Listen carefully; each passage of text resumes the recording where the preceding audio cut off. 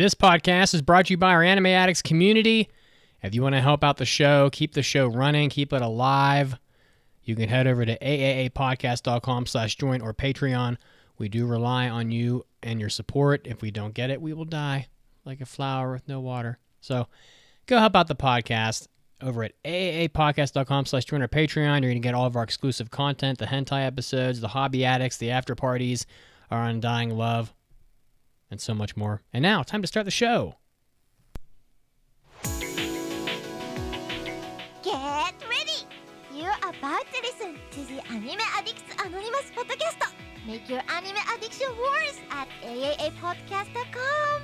And now, here are your anime addicts.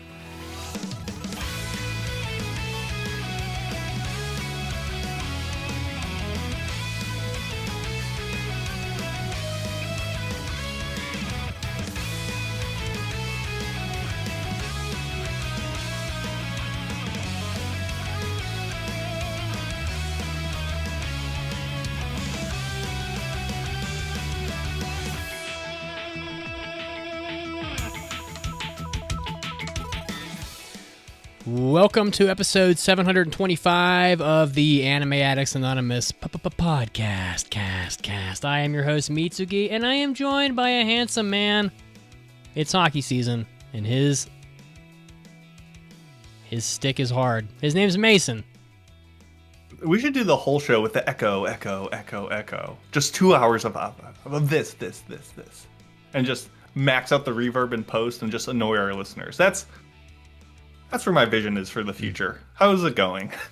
We're also joined by Caroline, and it's basketball playoff season too, and she's bouncing her balls. Caroline, how are you? God, Mitz. Yeah. What's wrong with you? Yeah, baby. I'm good. Oh. Though I could be better. You did not say that. I don't know. Don't hate the player, hate the game, or at least the spherical objects they use to play it. Listen, if you guys want to support the podcast again, you could just tell a friend. You know, we're dedicated to making your anime addiction worse, and we need you to be dedicated to telling a friend. So tell a friend about the podcast. It helps out a lot. We're also on Twitch, twitch.tv/AAA podcast, live Sundays at 5 p.m. Pretty solid crowd here, but I'd like to see the crowd grow. You know, head over to Twitch if you want to watch our show live. It'll be fun for you. I think you'll get to interact with us and the people that watch. We're on pretty much every social media. We're on X, we're on TikTok, we're on Facebook, we're on Instagram. We're on Discord, AAADiscord.com. We'll take you straight to our Discord invite page. It's free, it's easy, and you can. They're just talking about getting the Discord 5K club reinvigorated. We got the watch parties, the trivia club. We have endless hours of interacting with me. What could be better? Honestly, let's be fair.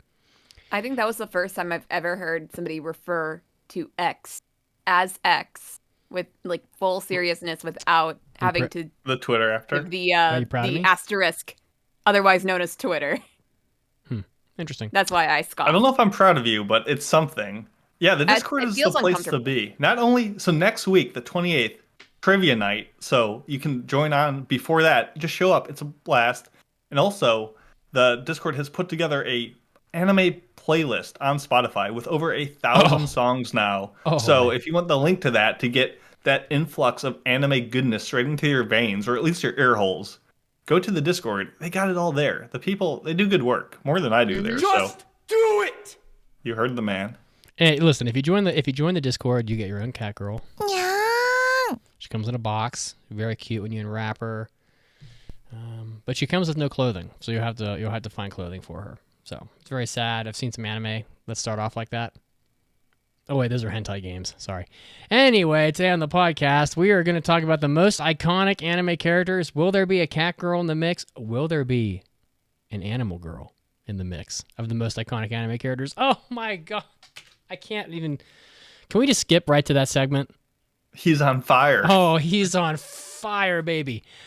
And he's drinking whiskey, but I've only had one sip. Listen, we're going to be doing impressions also on the spring season. We all thought it would suck, but will it? We've got Spice and Wolf. Merchant meets the Wise Wolf. How could you ever do better than that? Grandpa and Grandma turn young again. Whoa. Oh, boy. Jellyfish can't swim in the night. That's pretty weird. Bartender, glass of God. What could be more boring? Watching some fucker mix drinks.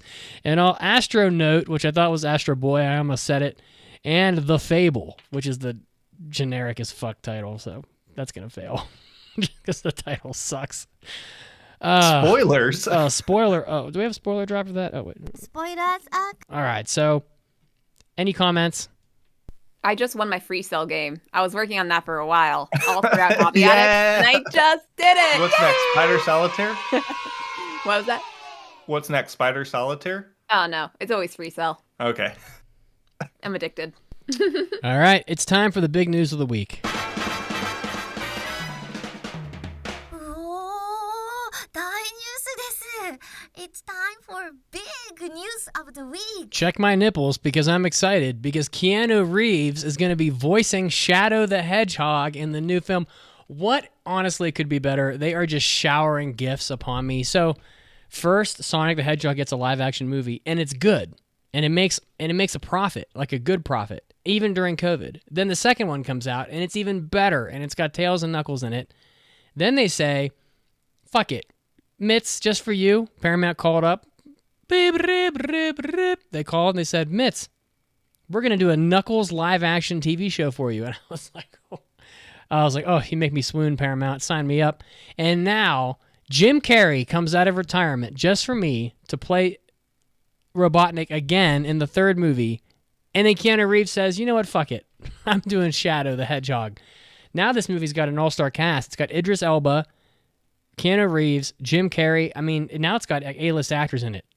What say you? Pretty good. I'm surprised can that only get Sonic so the erect. Hedgehog has become such a giant live-action franchise. Who would have ever thought that, especially based on the iconic first trailer of the first movie? You can't That throw is so around true. iconic. So It is iconic.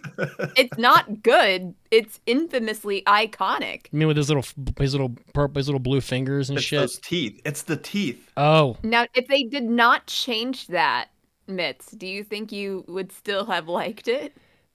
have either of you seen any of these movies? No, I haven't. No. What the fuck? People, Listen, I'm not a huge... I've never even played a Sonic game. you've never played a Sonic game? No, we weren't really big... Actually, no, I did play Mario versus Sonic at the Olympic Games. I was gonna say 2008. there's like 70 of them. So That's the only one I played. It's not even a real Sonic game. It just has the Sonic characters. this is gonna be me in the movie theater. I'm gonna be running around with Pancake. I gotta turn that off because Twitch will ban me if I play more than 2 seconds. Ha! Your algorithm can't find that, motherfuckers. All right, so I'm excited. Shadow will probably have with the sort of monotone, deep voice of Keanu Reeves.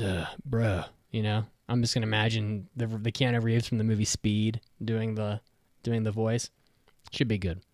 No, I absolutely think it will work. I think in another timeline, if the first two movies weren't so well received, I would think this just screams of cashing in on the Keanu Reeves hype train, the love that the internet has for him, and just general his overabundance in popular culture.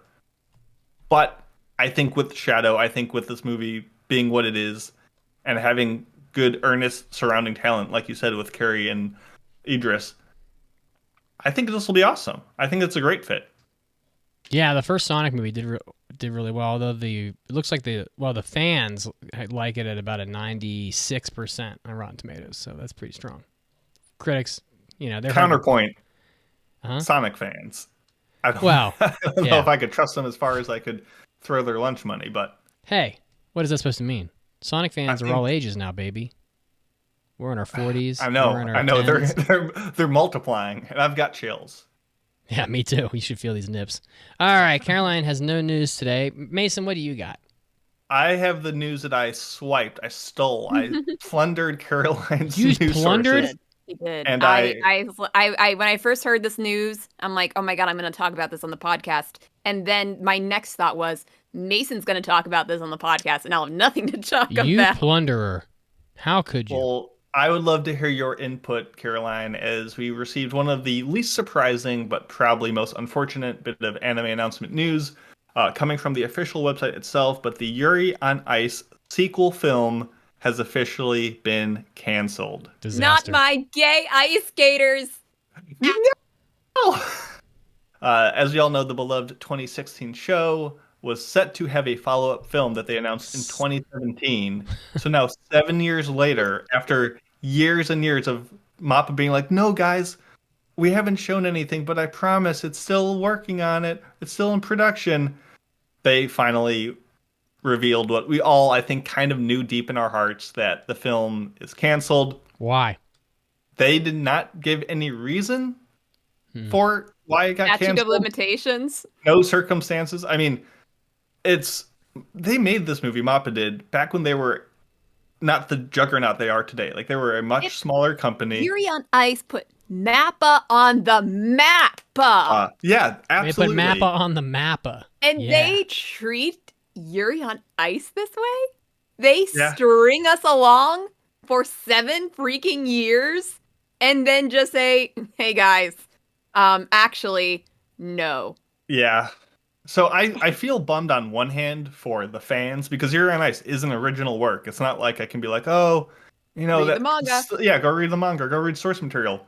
But I'm really, honestly, more truly sad for the talented people working on it for so long. Like director Sayo Yamamoto, who did Michiko and Hachin, Lupin the Third, the woman called Fujiko Mine, just an incredibly talented director, has just been tied up. Presumably, she hasn't done much else. Ooh, tied up for 7 years. Woo! Yeah.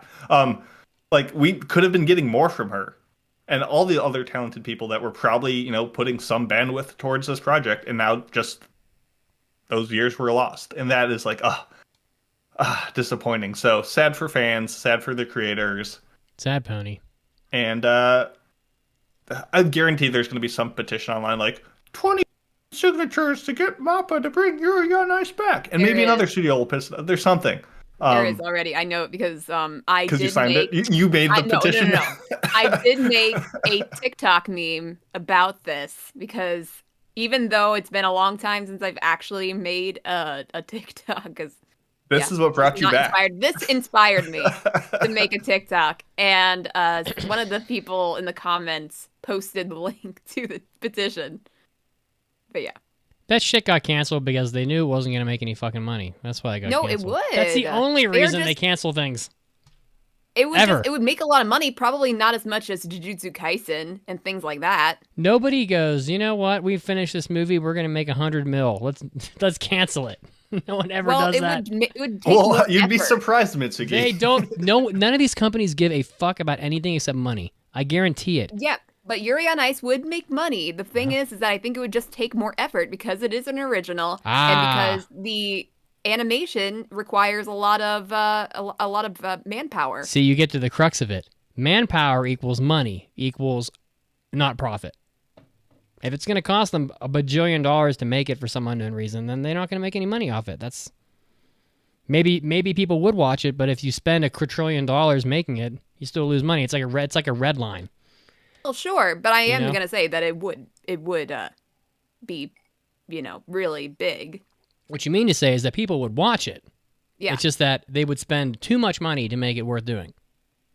I don't understand why, though. I don't understand. Yeah, I don't know. But tragedy, sorry if we're the one to bring you this bad news, but hopefully the rest of the podcast will cheer you up, because it'll be more positive.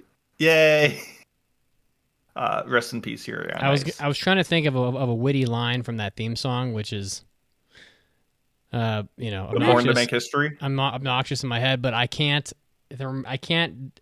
peel the onion layers on the theme song to make a smart ass comment because of this whiskey. So, well, I will say that recently, Duolingo, the language app, made a really great Yuri on Ice adaptation of their own on TikTok. So at least they are sticking by Yuri on Ice.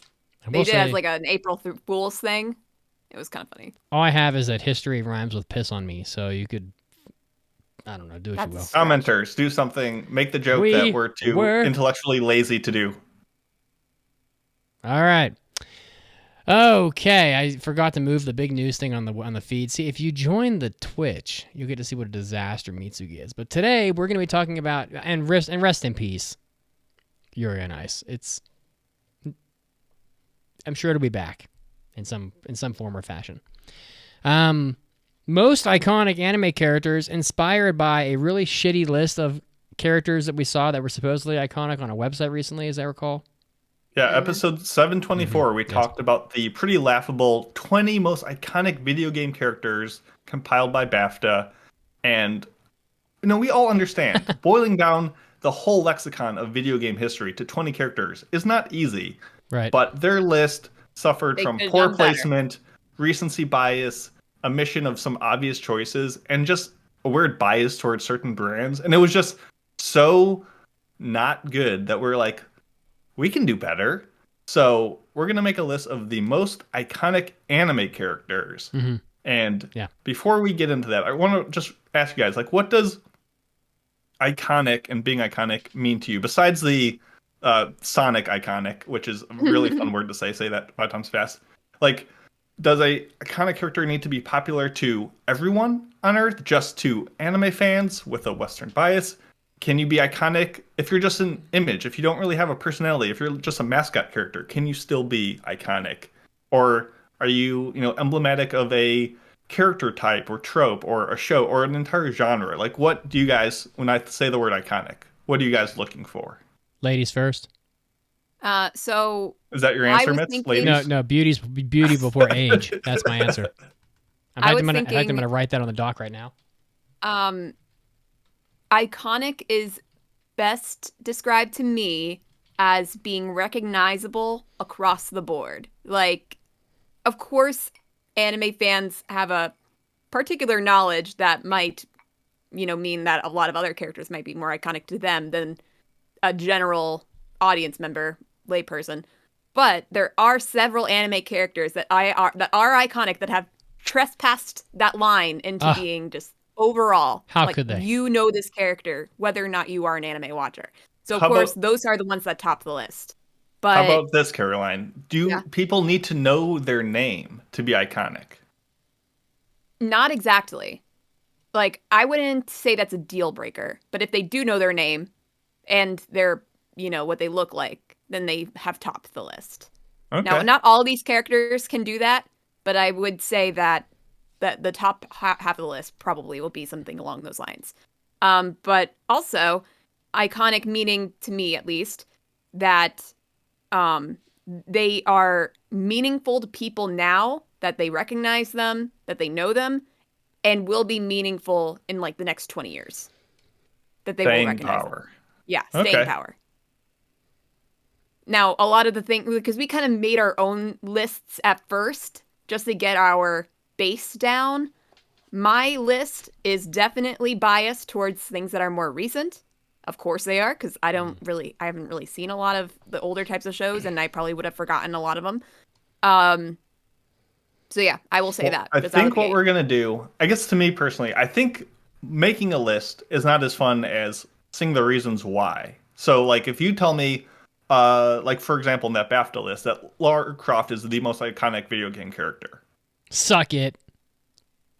I'm not as endeared to that list if I don't see the process behind it. So what we're gonna do is show you the process. We're gonna make the sausage live on air. So we've each made a list of a bunch of characters we think are iconic, and I think all these characters are flat out, unquestionably iconic to a degree. Characters.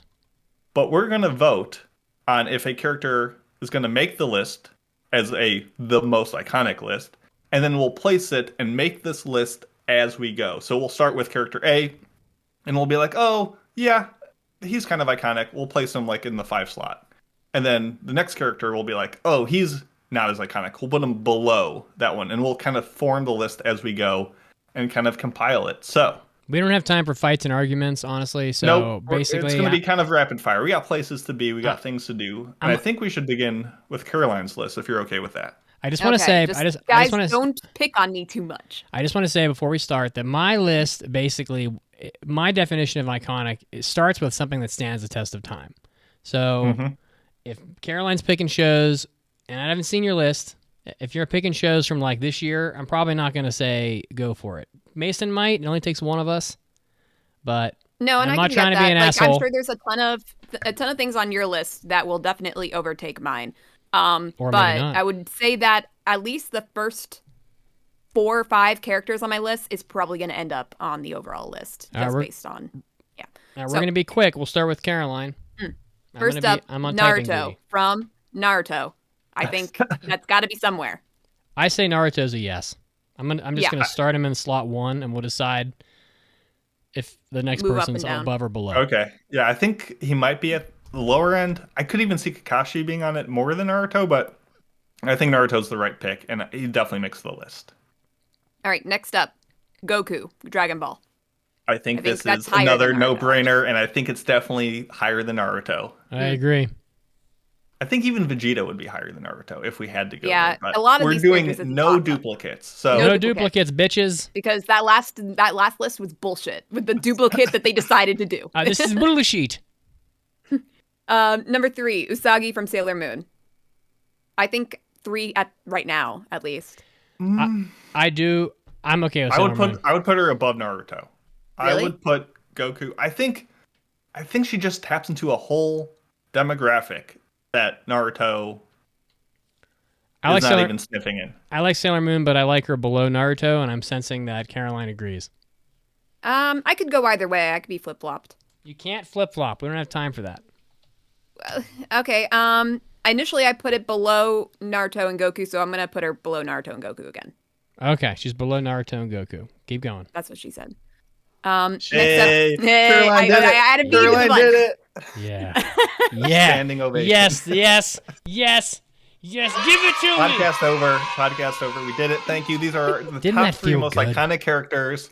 That was episode 725 of. All right, keep going, Caroline. Next up, we got Pikachu from Pokemon. Yes, and I would put Pikachu somewhere near Goku. Yeah? Yes. I would say number 1 or number 2 slot. Just because, not even from anime, but because video game wise.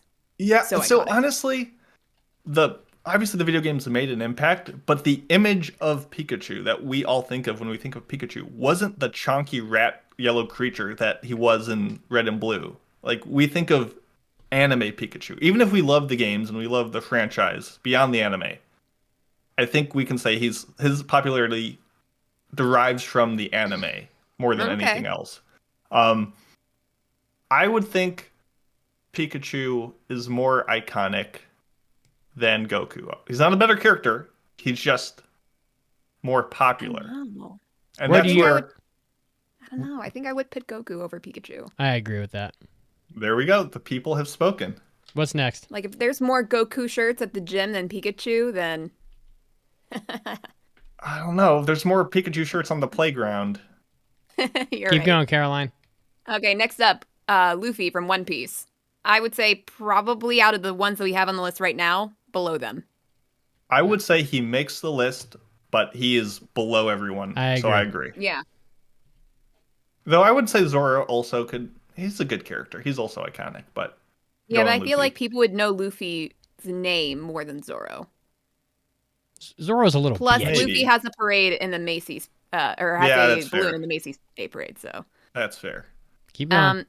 Next up, Levi from Attack on Titan. Yes, a newer addition to the lexicon here, but people be lusting over Levi everywhere. So I actually think that Attack on Titan does have a place on this list, but I don't think it's Levi. Who do you think? I was just going to say the Colossal Titan. I think 30 years from now, no one's going to remember Eren, Levi, or anybody else. They're going to remember a fucking huge Titan. That's what I think. I don't know. That's funny that it's even beyond, like, Levi being a side character, but you're talking almost like a background, literally an in-the-wall character that no one knows about because it's just that iconography. Actually, that's a fair point. Well, I don't know, but we can put Levi. I don't think Levi makes the list. Here, so. I don't think. All right. I don't like. I've been outvoted. Gets all right, keep going. A lot of love, but Levi's in the trash pile officially. Boom, roasted. All right, burned to bits. Next, Totoro from My Neighbor Totoro. That's got to be on here, and I'd put him. Oh man, probably above Naruto. That's what I was going to say. I agree. My wife is strutting her stuff in front of the camera. What are you doing, you silly?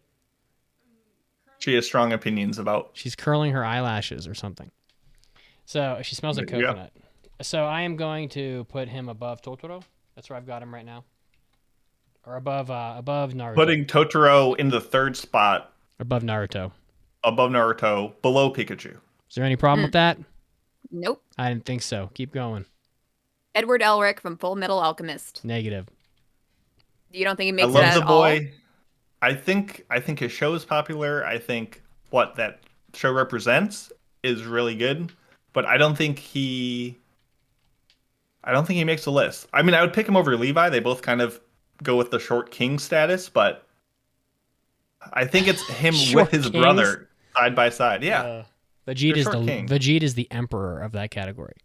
he's Right, yeah. then I'm okay with taking Edward out then. Yes, he's a loser. Oh, I wouldn't say that, but okay. Next, L from Death Note. And I Negative. was going back and forth between L and Light, but I think L is a little bit more iconic than Light. Not Willem Dafoe's Ryuk. I mean, if we were talking live actions, sure. Mason, what do you think? I'm not really in on L, but you can. I would say no. All right. No, Next. not at all. Once again, iconic, but most iconic. He's got cavities. Nobody iconic can have cavities. Next up, Caroline. That's a little sad. Inuyasha from Inuyasha. Nope. Not for at me. all? Okay. Nope.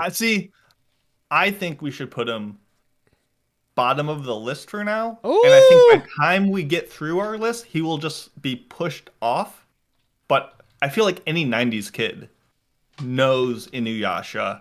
Shit. recognizes We could have been it. doing that all along. We could just keep pushing them down the list. That's true. Yeah, but it's more fun to hack and slash. All right. What do you got? What do you got next? Spike from Cowboy Bebop. I did I'm that basically so because iffy it's on in a this popular one. show, so I'm not sure how he would. Spike is Would- on my list also, so I'm gonna say yes, but he's at the bottom in my opinion. Yeah. Yeah. Not as high as the others. Exactly. All right. Ichigo from Bleach. See, I would this is say- where I I draw would the say below line and I Inuyasha. say no. No, I not say- at all. Okay. Just I because wasn't a Bleach fan, and I wasn't around during Bleach's peak, so I'm not sure how iconic he would be. I mean, he's certainly a popular character who, represented a popular show, but it just seems like there's so many shonen MCs fighting at the bit for the very similar lane that, Yeah. like, he's forgotten compared to the monsters, So, yeah, All right. I'm sorry. Next. That's okay. Saitama from One Punch Man. No. I No say way. yes. Are you I say shitting yes. me? He's got to be at the I bottom. Lower end, think- but he is a very Saitama. Wow. Yeah. He's recognizable. He was a new twist on the character. I think people know him. Anyone will recognize him. You put Saitama on this list, but didn't take Ed Elric. Yes. I think Okay. Saitama Absolutely. is more recognizable actually than. All right. than Edward Have it be Elric. known that I wanted them both not on the list. Next. Listen, I think you show a picture of Saitama and people will be like, "Oh, it's One Punch Man." Yeah, it's fucking me. Okay. That's Yeah. exactly right. Okay. I You're think on the the list, baby. simplified art style of One Punch Man kind of helps out with that. Like it's so simple that it's memorable. Don't agree, but we can Um, move on. Next up, Gojo from Jujutsu Kaisen. I say no. Mason. I agree with Mitsugi. I Okay. don't think he makes it. Fuck Gojo. Next. All right. I Next wish. Up, we have Haruko from Fooly Cooly. Oh my I goodness. say no. This hurts my heart because she is iconic in her design and she's so iconic for her personality and her names. Within the anime community, Mason's like probably. struggling. Like, yeah, But- in the anime An community, iconic. I would say definitely put her at the end of the list. I think in the global sphere, no. An iconic And I anime. think she doesn't make the cut. An iconic anime character is like you walk up to some businessman wearing a suit who looks overly serious, and you say, "Do you know who Naruto is?" And he goes, "Oh yeah, that little ninja little fuck." That's iconic. Yeah. You Okay. know what I'm saying? And if we ever need more characters, we can just refer to the list. We're of gonna have plenty. rejects. The massive, massive list, yeah. Shinji from Neon Genesis Evangelion. I say yes. See, this is where, like, I don't think you show Shinji to a businessman, and he doesn't know. But I think Shinji's on the list. I actually would argue Neon Genesis probably has more iconic characters than almost any other show. Between Shinji, Asuka, Rei, if you want to be generous. Like, that cast is chock full of some of the most memorable characters out there. And I think you have to go at Shinji out of the batch, for better or worse. Or he is the first one. Or Asuka. Is the Ava more iconic than Shinji? Ava is or iconic. It just looks like another robot, you know? But I wouldn't call the Ava a character. Evangelion is one of the few animes that I have seen on shit every single time I've ever been in Japan. It is everywhere. So yeah, but do you see more Asuka or Shinji? I'd say it's more often than not Shinji. Okay. I put him below Luffy, but above Inuyasha. I think that's good. Yeah, I'm good with that. All right, next. I'm good with that. San from Princess Mononoke. Now, I'm not sure if this actually makes the list, because we like San, but globally... So someone who has San and Haruko from Fooly Cooly behind me right now and loves both these characters and shows, I would say no. I don't think she makes it, especially when you're comparing it to the echelons of Totoro or Cat Bus or something more. I have universal. San on my list. I say yes. Okay, put her on. Put her at the bottom part of Not it. below Saitama. There's no fucking way. Saitama? Well, if we were debating against whether or not San would be on the list, I don't know if it could be. I don't think Saitama should be on the list at all. He's a little fucking bald fuck. That. He's no better known You're a bald fuck and you're wearing yellow too, so how about that? Well, I am a bald fuck, but I don't think I should be on the most iconic human list. You are one of the more iconic ones. I would take Tatsumaki first, straight to Pound Town. We know this. It's not the question. Yeah, and the fucking wasp lady too. There's no doubt about that. I'll take some stings. Okay, so where are we putting San? This is fucking Princess Mononoke. The Academy Award nominated losing fucking I almost said winning. Academy Award nominated friggin' for a while the highest grossing film in Japan ever. I mean, I would put San probably above Spike. No one in Japan even knows who Spike is, and they don't care. They never will. Okay, well, that's why I was asking. Are we talking global? Would a regular person, just picked out of the world, would they know who San is? Would they know who Spike is? Because I don't think any of my probably not. Yeah, exactly. You know, probably. That's why they probably won't even be on this list at the end. All right, so we'll put San in front of Spike then. Yeah, but my mission is to eliminate both of them. All right. Well, Saitama was already on the second column of names, as he's now rank 11, so he ain't gonna make it. Ooh, he's sweating. Yeah. Okay. Mitsugi is not gonna like my next three choices. Really quick before you say them, chat says Kiki is pretty popular as well. Take your Kiki and stuff it up your ass. Now, how about that? But that's a good suggestion. She probably could make it, but I think Totoro is just the Ghibli pick. Yeah. So Totoro's a fucking weak ass. Just kidding. Keep going. Puffball. He's awesome. What's next? Sorry. Okay. Just brace yourself, Mitz. Midoriya from My Hero Academia. Saying just based on the timing, I guess not. There isn't enough time to know if he actually is iconic. I feel like he's all over the place. Way. Like even more than All Might. Listen, if you fail, also could make it all. I don't mean to interrupt you, Mason. If you don't want Ichigo on this list, there is no fucking way anything lesser than Bleach is on this list. I think he surpasses Ichigo at this point. There is absolutely no chance in hell. There's no way. There's absolutely no way. I mean, who was the big? Can you guys please refresh who were the big three of Shonen? Who were old news? All right, I'm looking up. I mean, I guess I'll make you a deal. Has made a bit of a comeback recently. I will make you a deal. If My Hero has more manga sales than Bleach, I will agree to have Ichigo on the list. What do you think? I mean, I don't really care whether or not Bleach makes this list. I actually have never seen it, so. But you care if My Hero makes the list. I mean, I can see it definitely not being on the list. I was just giving it up for discussion. My Hero Academia has... I feel like it's very iconic right now. I'm not sure how it is going to be in 20 years. Mason, you want it on the list? Wow.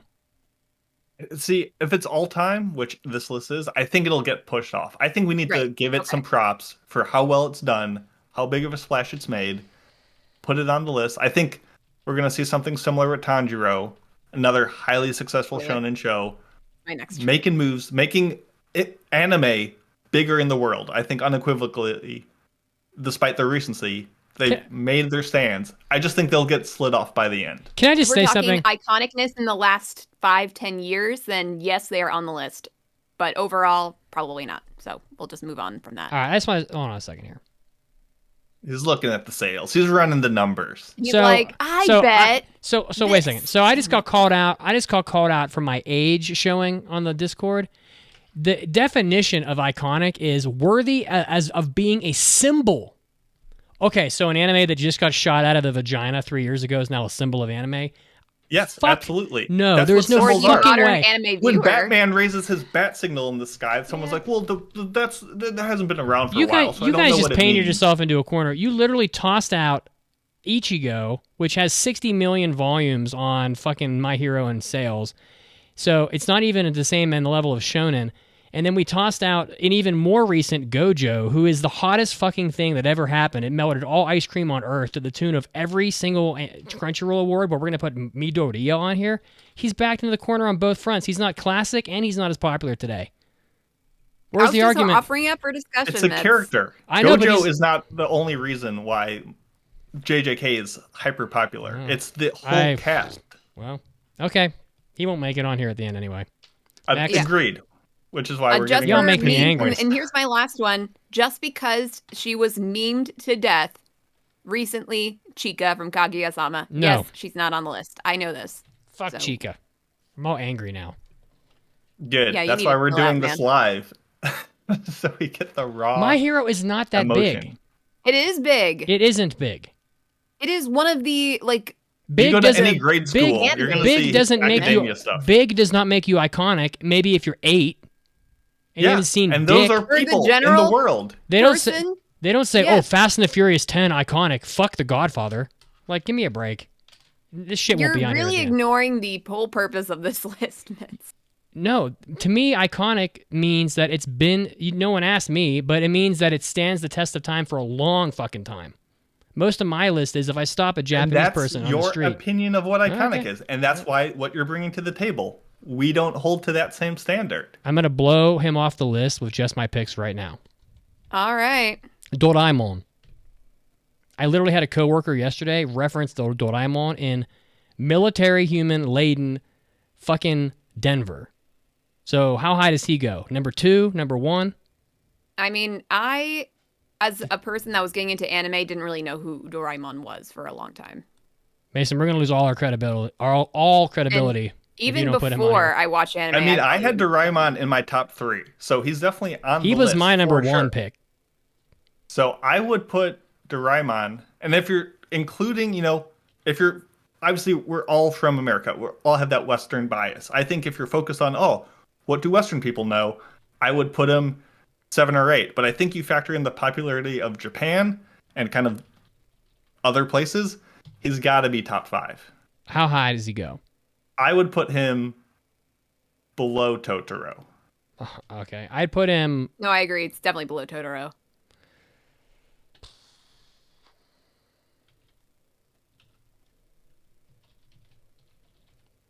Astro Boy. I also had him on my list, so I'm voting him in for sure. And this is where it gets tricky. Where do you put things? I would put Astro Boy as an impact... top 3. As a character, below Sailor Moon. I agree with that. I had him 3rd. So I feel like more people would be able to point out Sailor Moon than Astro Boy. Man. I agree. Same way, but we can all identify here. We're getting our credibility up. Blackjack, Astro Boy, these are foundational shows that impacted all of anime and are iconic very much in Asia, obviously in the West as well.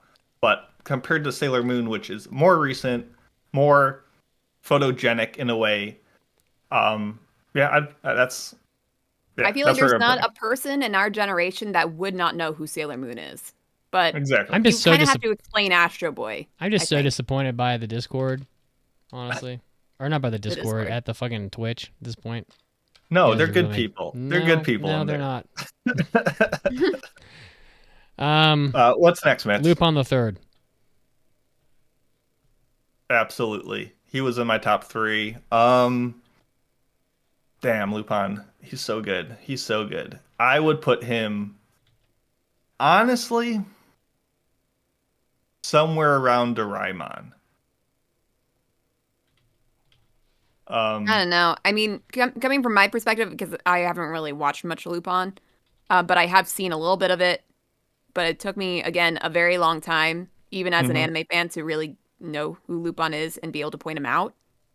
I think I would have definitely, like, as a member of society, be able to point out Goku, Pikachu, Totoro,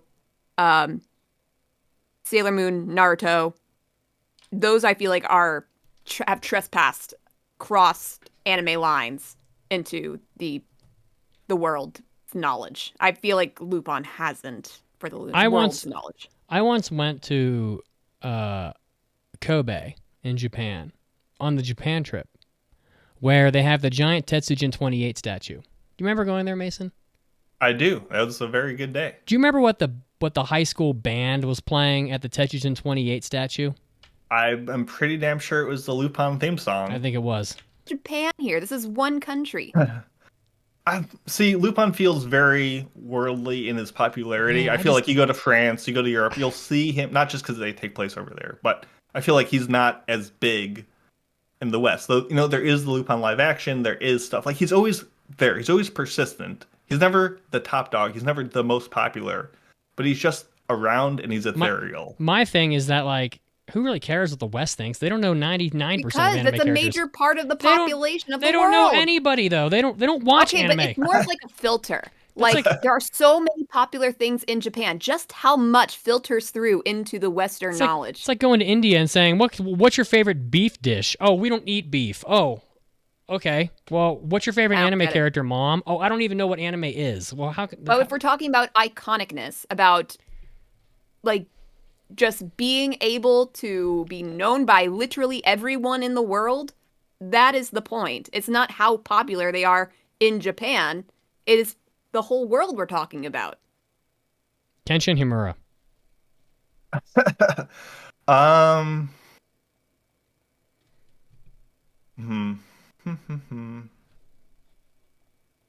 I feel like he deserves to be bottom of the list because he deserves to be on the list, but he'll get pushed off eventually. So I would put him Spike, Saitama, Midoriya range. Caroline, which do you want him on here or which range? I'm having trouble seeing sorry. I have the list on my phone here. Me personally, I would probably put him around maybe below Inuyasha. We'll take the middle of the two. Perfect. Ooh, it's getting spicy. Dio. I love it. Dio. So I also had Dio from JoJo. I think you could also go with Jotaro if you really. I had him and then I erased him. I went with Dio. I went with Dio because he's in more it's parts. Me, Dio. I feel like that puts him over. Having His that meme excursions. The emergence of shitpost crusaders, just as a joy in my life. If they're on the internet, they definitely know who Dio is. I think a random businessman, maybe not so much. I would put Dio below Luffy. How do you feel about that, Caroline? Be a little too high for me. I personally would put him just above Kenshin, but Have you seen any JoJo's Bizarre Adventures, Caroline? No, I haven't. But you know Dio. I know Dio. Kiki. You know him more than just visually. You know his. We're moving on. Kiki. I feel like you just swap out San with her. I feel like you just. I don't think either of them are going to be on here at the end. Kiki might. I don't think so either. I think Kiki, even at her best, is just like, I feel like always people are going as Kiki to Halloween, and you're like, oh no, that's just a witch. That's just generic cartoon witch girl. More than people knowing her as Kiki, the anime character. So I would just say replace San with Kiki and watch them both fall off a cliff. We could do that. Sounds good. Detective Conan. It sounds very mean. I don't think he makes it. The third highest selling manga of all time doesn't make it? No, I don't think so. Wow. Okay, Caroline, what do you think? I love it. I love him. I love Miyazaki's, start. I love the series. He's iconic, just not top 20 iconic. Yeah, gonna have to agree. Sorry. Okay. Ippo. Makuno Uchi Ippo. No. Sorry, Mets. No. Once again, super successful manga.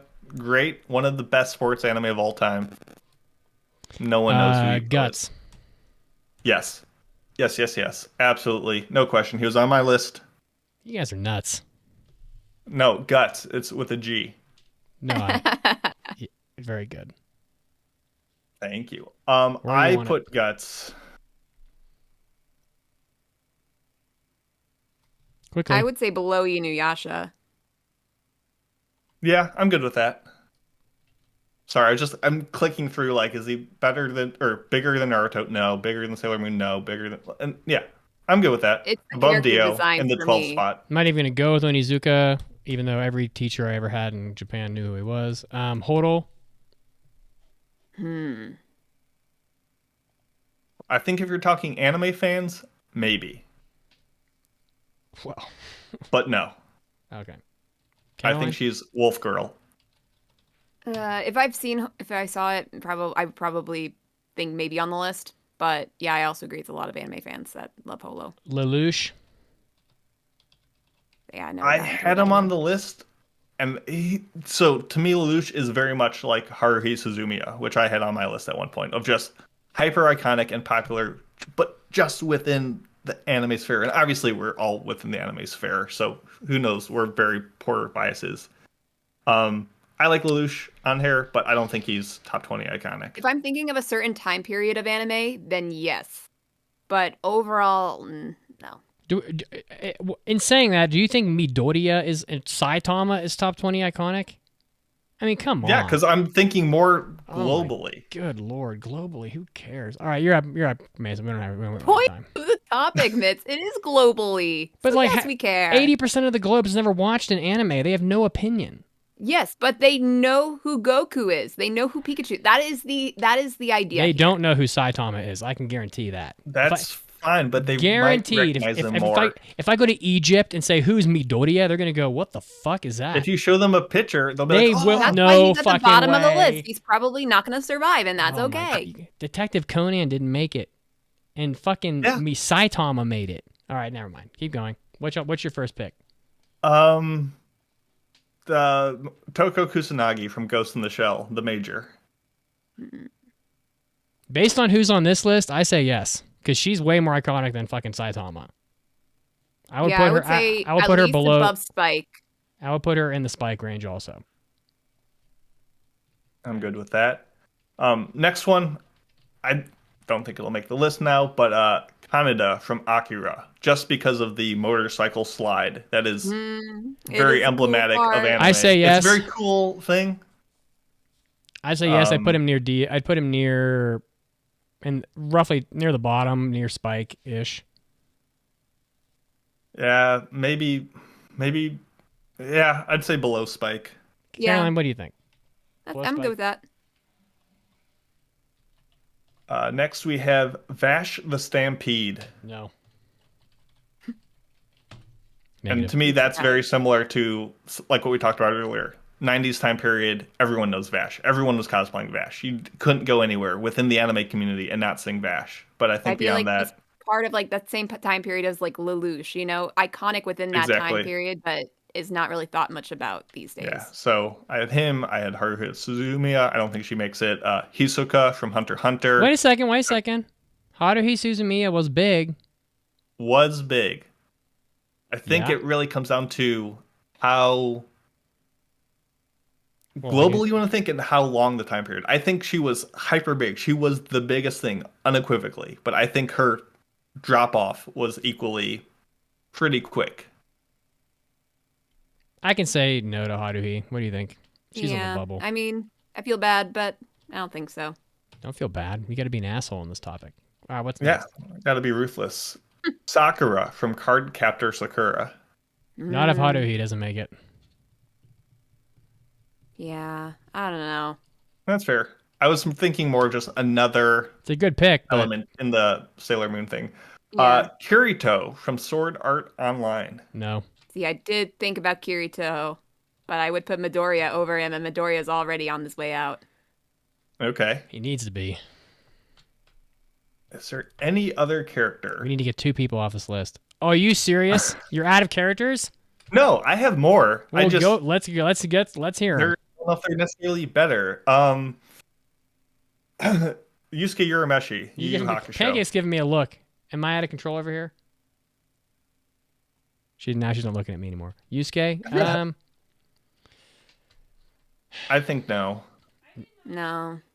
not if friggin' Ichigo didn't make it. At one point, I had Taiga from Toradora just No as way. emblematic of the romance and like the tsundere. Not in I this also no. thought about Taiga, but yeah. Not in I this had shoe. Saber from Fate Stay Night. Maybe. I don't know what that means, Mitz. It means yes.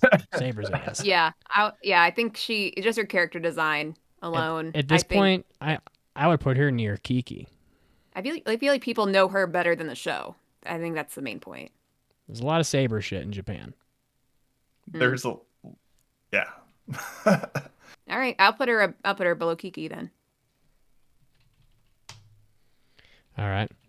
Keep How going. about Yugi from Yu-Gi-Oh? I like it. Oh, Yeah. maybe, yeah.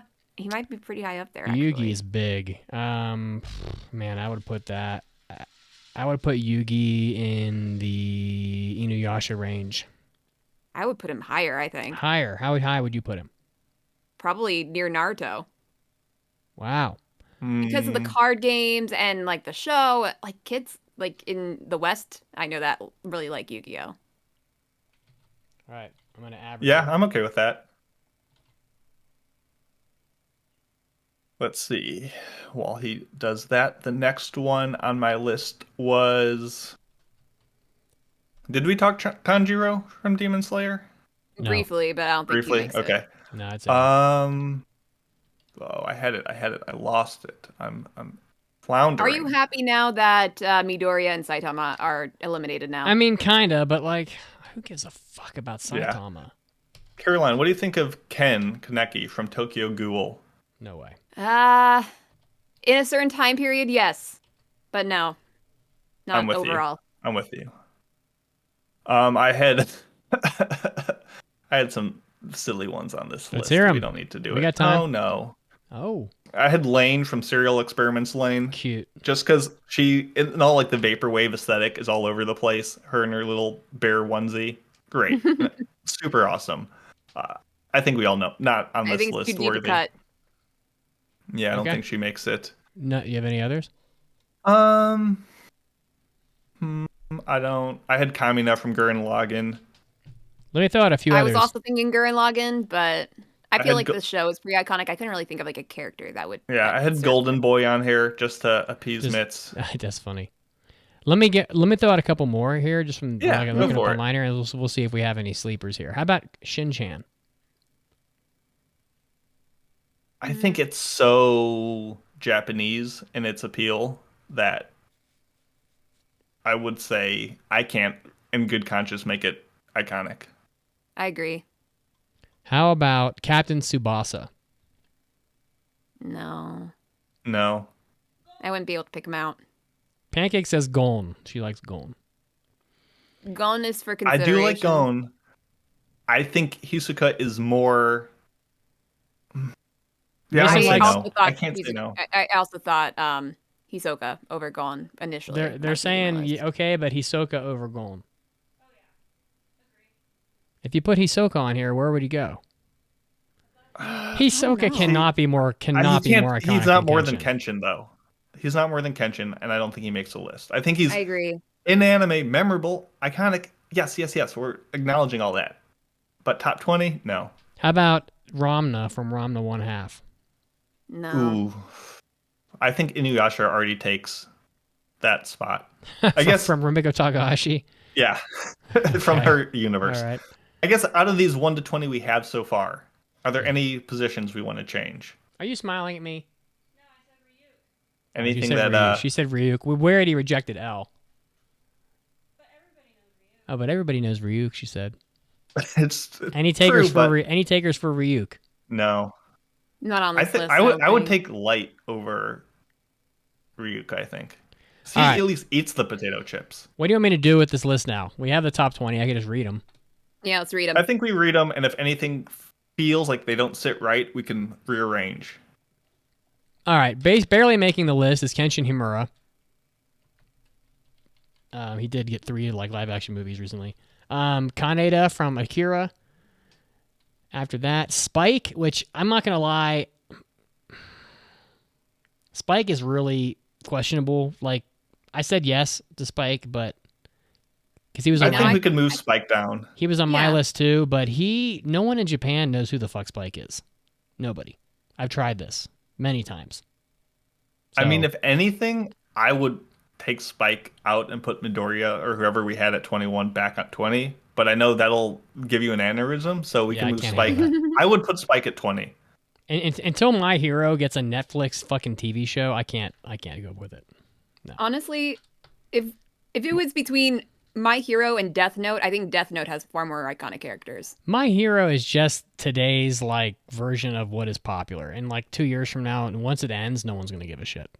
That's but it's been the new thing for 8 seasons or whatever, so it's been around long enough, I think. All right. I just think it's kind of like a gateway anime, so that puts it higher than a lot of others. It's for the babies, Mitz. Motoko Kusanagi, the Major, Saber, Kiki, Dio Brando, Guts, Inuyasha, and Shinji make up the back half. So you got your Ava, your Inuyasha, Berserk, JoJo, Kiki, Fate Stay Night, Ghost in the Shell, Akira. Got all your classics here. Top 10, barely making the top 10 is Luffy, One Piece. Astro Boy. Pancake's making a weird face at me. You don't think Luffy makes it? No, I think Luffy's higher. Yeah, you didn't even hear who was above Luffy. Yeah, but Luffy, Naruto, and Interesting. Goku are everywhere in Japan. Astro Boy, she thinks Luffy should be higher. Astro Boy is above him. Then Yugi from Yu-Gi-Oh! Now she's nodding. Yeah. Sailor Moon. Naruto. Lupin the Third. You don't think Lupin the Third's above Luffy? Luffy is literally everywhere. She's fucking crazy. Lupin the Third has been in anime for 50 years. What? So? Oh my god. Doraemon above Lupin the Third, and the top 3 are Totoro, Pikachu, and Goku. She pretty much agreed with everybody. All right. I mean, if it passes most of the pancake smell test, I like the chat talking about Gundam. I mean, could we put the RX-78 on here? We really should. No idea what that is. That's the Gundam. That's really should. That's this one. The one that looks like the Gundam when you look up Gundam online. Yeah, and if we do, it's gotta be not a character, but yeah, I mean, it counts. I think it has to count. I'm executive pardoning it. I would say it's got to be it can't. It has to be in the top 10 if it's going to be on the list. I'd put it somewhere near Luffy.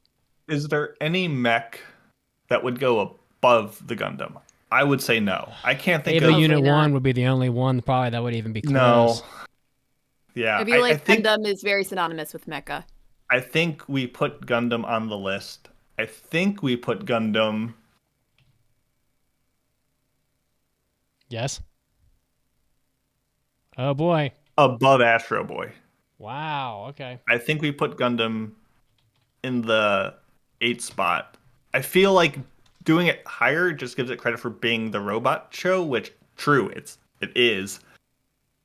Spike gets eliminated, and RX-78 makes it in. I put him at number 9 because I didn't type it in the right spot.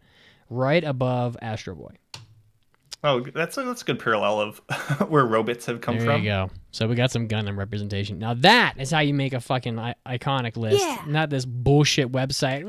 Baldur's Gate 3, man. The key is... we could make several more of these lists. Like, the most iconic of this decade, the most iconic of this genre, And I think the key is you can look at this list and be like, oh, I think Lupin should be lower, or I think this should be higher, or rearrange it yourself. But at least you now know how we came to this. And some people were like not happy with the list we came up with, and it's some spots, but overall, I think this is solid. Okay. There are a couple things I would have changed, but you think we should have 2 characters from Made in Abyss on here? I see what it is. Yeah. Made in Abyss didn't even get nominated. I wouldn't put any of its characters on here. It was just more of a anyway.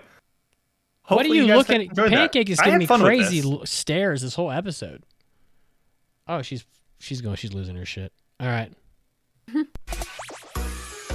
That was fun. Thank you guys for. I enjoyed that. That was a good topic. Whoever came up with that, you're a genius. It wasn't me. Be Mason. That'll be Mason. Thank you. Yay.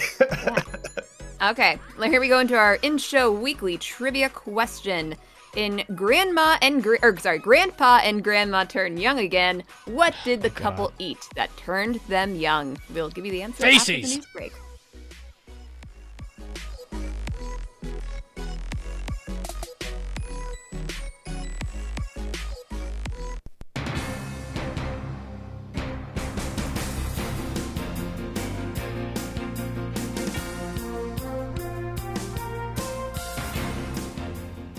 Hey, anime fans, this is Mitsugi bringing you your anime news break. Starting off with Tokyo Revengers. Well, the creator of Tokyo Revengers, who's going to be working on a new manga. So the 19th issue of Weekly Shonen Jump announced this, that the Ken Wakui, who is the mangaka, is going to be working on another manga. So if you are a fan of Tokyo Revengers or the work of Ken Wakui, look forward to more coming out. It looks like his previous work, of course, Tokyo Revengers, the manga, has a cumulative 70 million copies in circulation as of January 2023, which is a huge deal, making it, I don't know, top 50 all time probably for sure. Next up in the news, Japanese TV animation rankings. So we do know the normal staples on this list. Let's see if anything has broken through. Sazae-san, Detective Conan, Chibi Maruko-chan, Doraemon, One Piece, Crayon Shin-chan, all pretty common on here, but there are 2 anime that stand out that are on the list, that are fairly high up the list actually, and that is My Hero Academia Season 7. The premiere came in at number 5, and also that time I got reincarnated as a slime. Season 3's premiere also in at number 4. This, of course, from the week of April 1st through April 8th. So it looks like those 2 anime are making waves where others perhaps are not. Next up, more Detective Conan, even though we just mentioned it being in the rankings. The 27th Detective Conan film sells 960 million yen on its first day, which is about $6.3 million. Comparatively, the 26th film did about 6.4 million, so it's a little behind the prior film, but still pretty strong for Detective Conan, which just continues to be an utter juggernaut in the anime sphere, with so many films, so much manga and anime, etc. already being released. The film is the 18th highest earning film ever in Japan and was the 3rd highest grossing film in 2023, that being the prior one, The Iron Submarine. Next up and lastly in the news, some live action anime news. It looks like the adaptations of Uketsu's Hennale, or The Strange House, is at number 1 for its 4th consecutive weekend. The film sold about $2.4 million over that weekend, and also that film has sold $22.6 million worth of tickets combined. And the Doraemon film is back at number 2. So Doraemon also just a juggernaut. Live action Doraemon is pretty wild, but the Nobita no Chikyu Symphony, or Nobita's Earth Symphony, rose back up to number 2 from number 3. That film has sold about $24 million worth of tickets. So this was Mitsugi, and this was your anime news break. And now, time to get back to the podcast.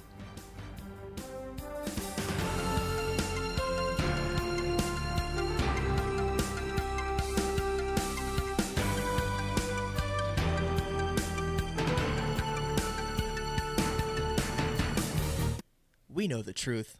It's written all over your face. You're addicted to anime. But it's more than that, isn't it? Are you also addicted to the AAA podcast? Get all the content. Early episodes, after parties, hobby addicts, hentai episodes, show notes, ringtones, and more by joining our $7 support tier. Go to AAApodcast.com/join and select the $7 tier to get access to everything. This means you'll get an extra 8 episodes of podcast goodness delivered right to your ears every month. That's less than $1 per episode. And that's on top of all the other bonuses, like ringtones and show notes. So head to AAApodcast.com/join and select the $7 tier. Set up your membership, and you're good to go. The Anime Addicts Anonymous Podcast presents Kazuo vs. The Cat Bus. What do you got for number 1? I have the cat bus from My Neighbor Totoro. Shichikokoyama Hospital. Okay. That's where the cat bus goes.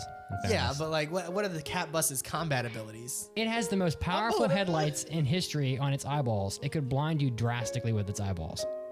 That's the worst. It can run on telephone wires. You know how nimble that is? That agility. All right, Such you know agility, what? such grace. Let me ask you a question. Yes. Does the cat bus not have about 10 legs? Does it have 10 legs? Yes, true. Do cats have claws? Yeah. How many claws does a cat have on every paw? Oh, I don't know, like It's 5. 5? Okay. That is 50 razor-sharp blades coming But at you. look at it. It's like a bowling ball covered in butcher knives. It's coming at your First- ass. Yeah, that cat bus is terrifying. And that son of a bitch is coming at you. It does look terrifying. It's literally screaming all the time. It would take you to the Shichikokoyama Hospital after it beats your ass.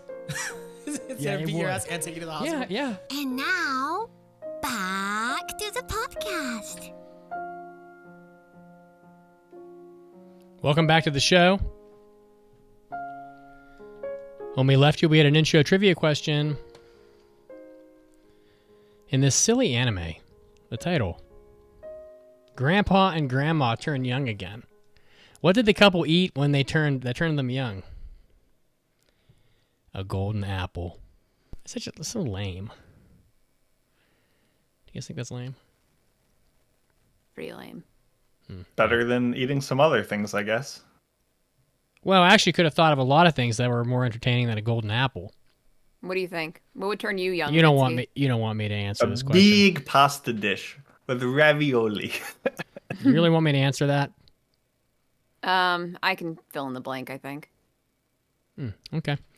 All right, it's time for Does Mitsugi's Mom Know? So let's see here. It's been a while since we've done this, so bring her in and we'll see what happens. Let's go.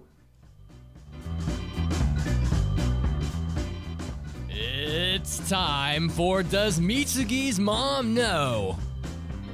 The game show that pits Mitsugi's unassuming mother against anime's most basic questions. Now here are your hosts, the Anime Addicts.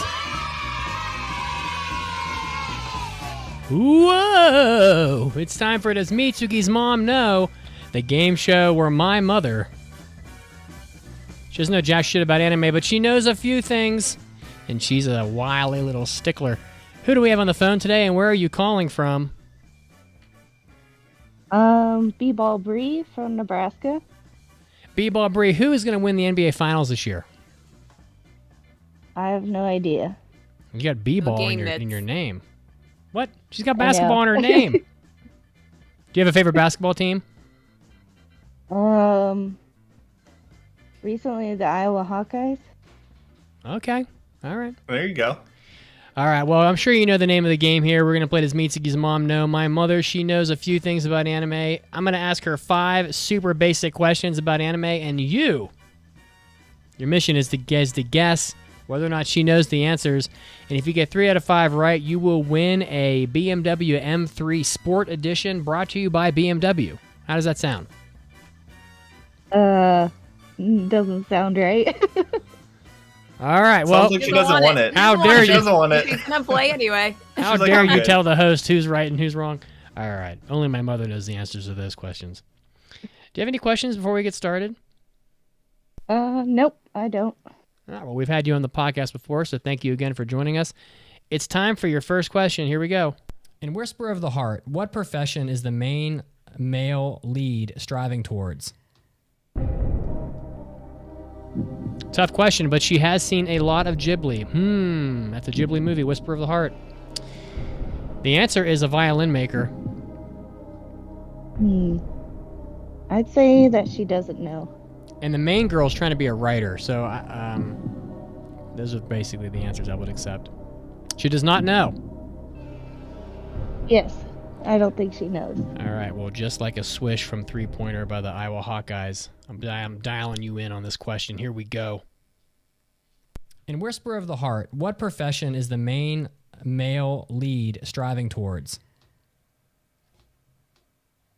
Oh, I just saw this too. Uh-oh. He's driving towards it.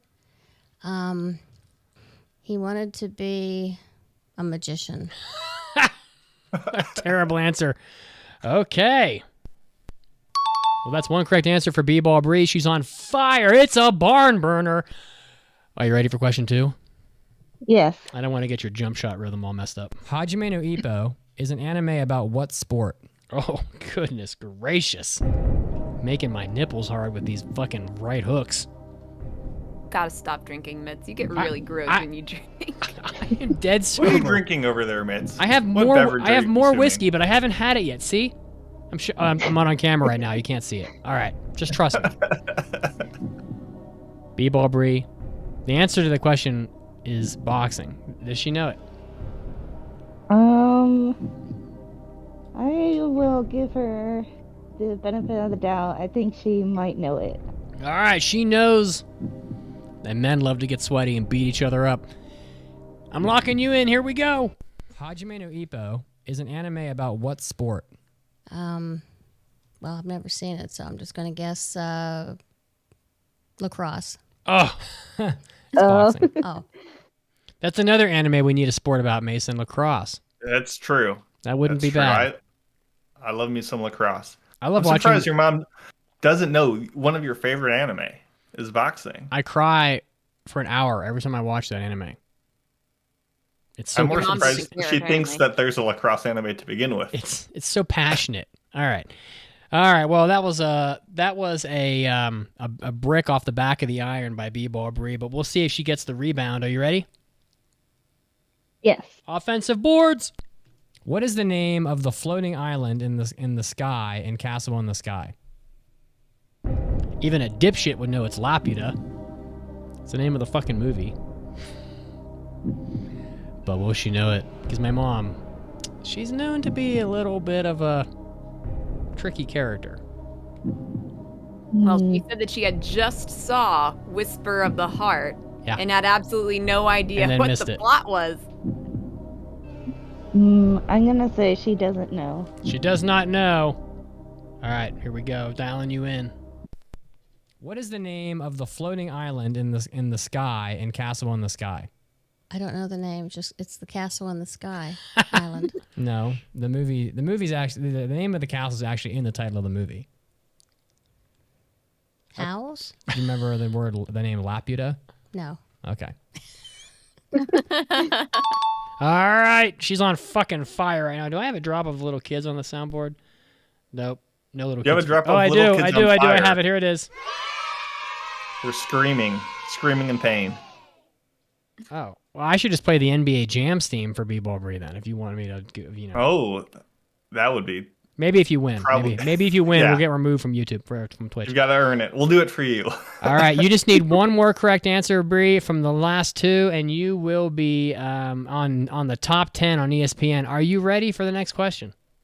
Yes. Name for me 4 anime not made by Studio Ghibli. Has she seen anything that isn't Ghibli? Let's find out. Let's try. Let's say she knows. She knows. She can name 4 anime that are not Studio Ghibli. I know she can at least name Naruto, I think. That's, we're going to find out. All right, show me potato salad. Name for me 4 anime not made by Studio Ghibli. You mean they're not Miyazaki? Just any 4 anime not made by Studio Ghibli. Uh-oh. Oh, okay. Chobits, Air, X, It's true, these are 3. and Monster. That's right. Okay. You She had your did it. mother watching this. Thank you. She didn't even pick basic shows. Na-na-na. No, that's the not top She 10. didn't pick the fewest syllables possible. X, air. She's like, I'm just gotta be right. Oh, wait, Brie got that right, didn't she? Yeah, she did. Oh my god.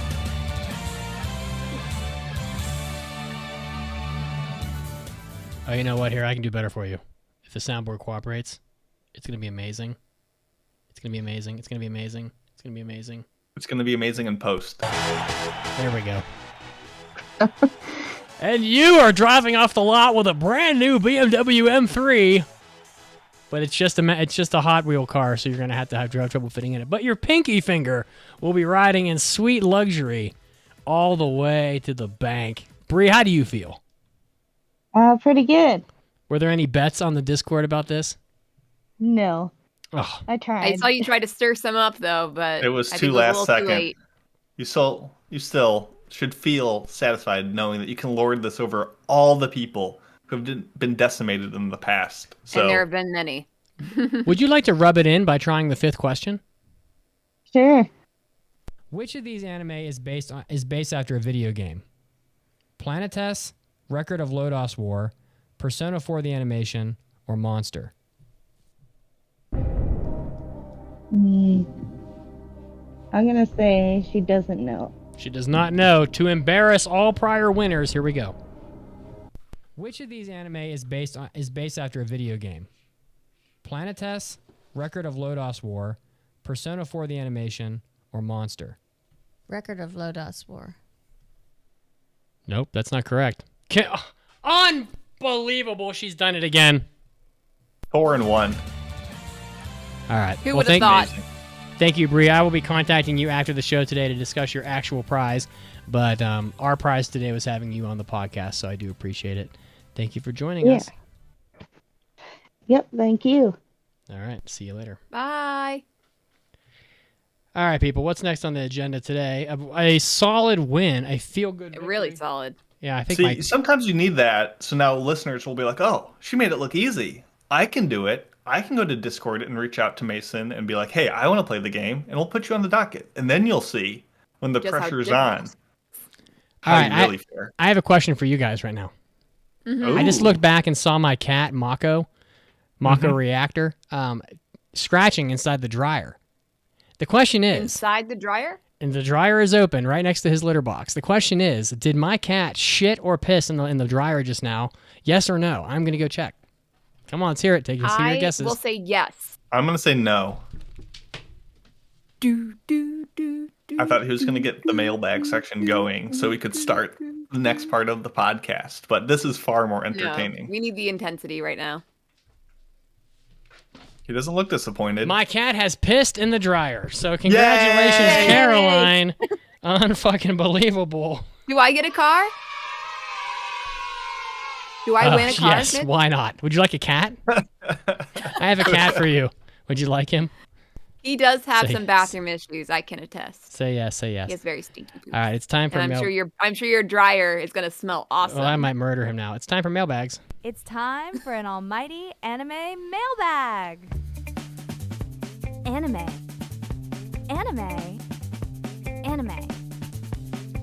Mailbag. All right, now that Mitz is off camera, possibly murdering his cat, possibly cleaning up the mess, and then petting his cat because he loves him. Let's do the mailbag. You can submit mailbags at AAApodcast.com. Just click on the mailbag button like Pasta Poppy Be Saucy did. Oh, what a great name. Don't you think, Mason? Probably one of the best ones out there. Yeah, certainly a standout. They say, what's up, guys? Just thought it might be fun if you guys could do another watch-along of Peter Grill. Either continue with Season 1 or start Season 2. Would be cool if you could get Pancake and Caroline to watch along too. If not, it's all good. You guys still the best. I ran out of episodes to listen to, so if you guys could hurry up and add more to that would be awesome. JK in parentheses. Anyways, y'all have a good one. Stay saucy. Thank you very much for your message.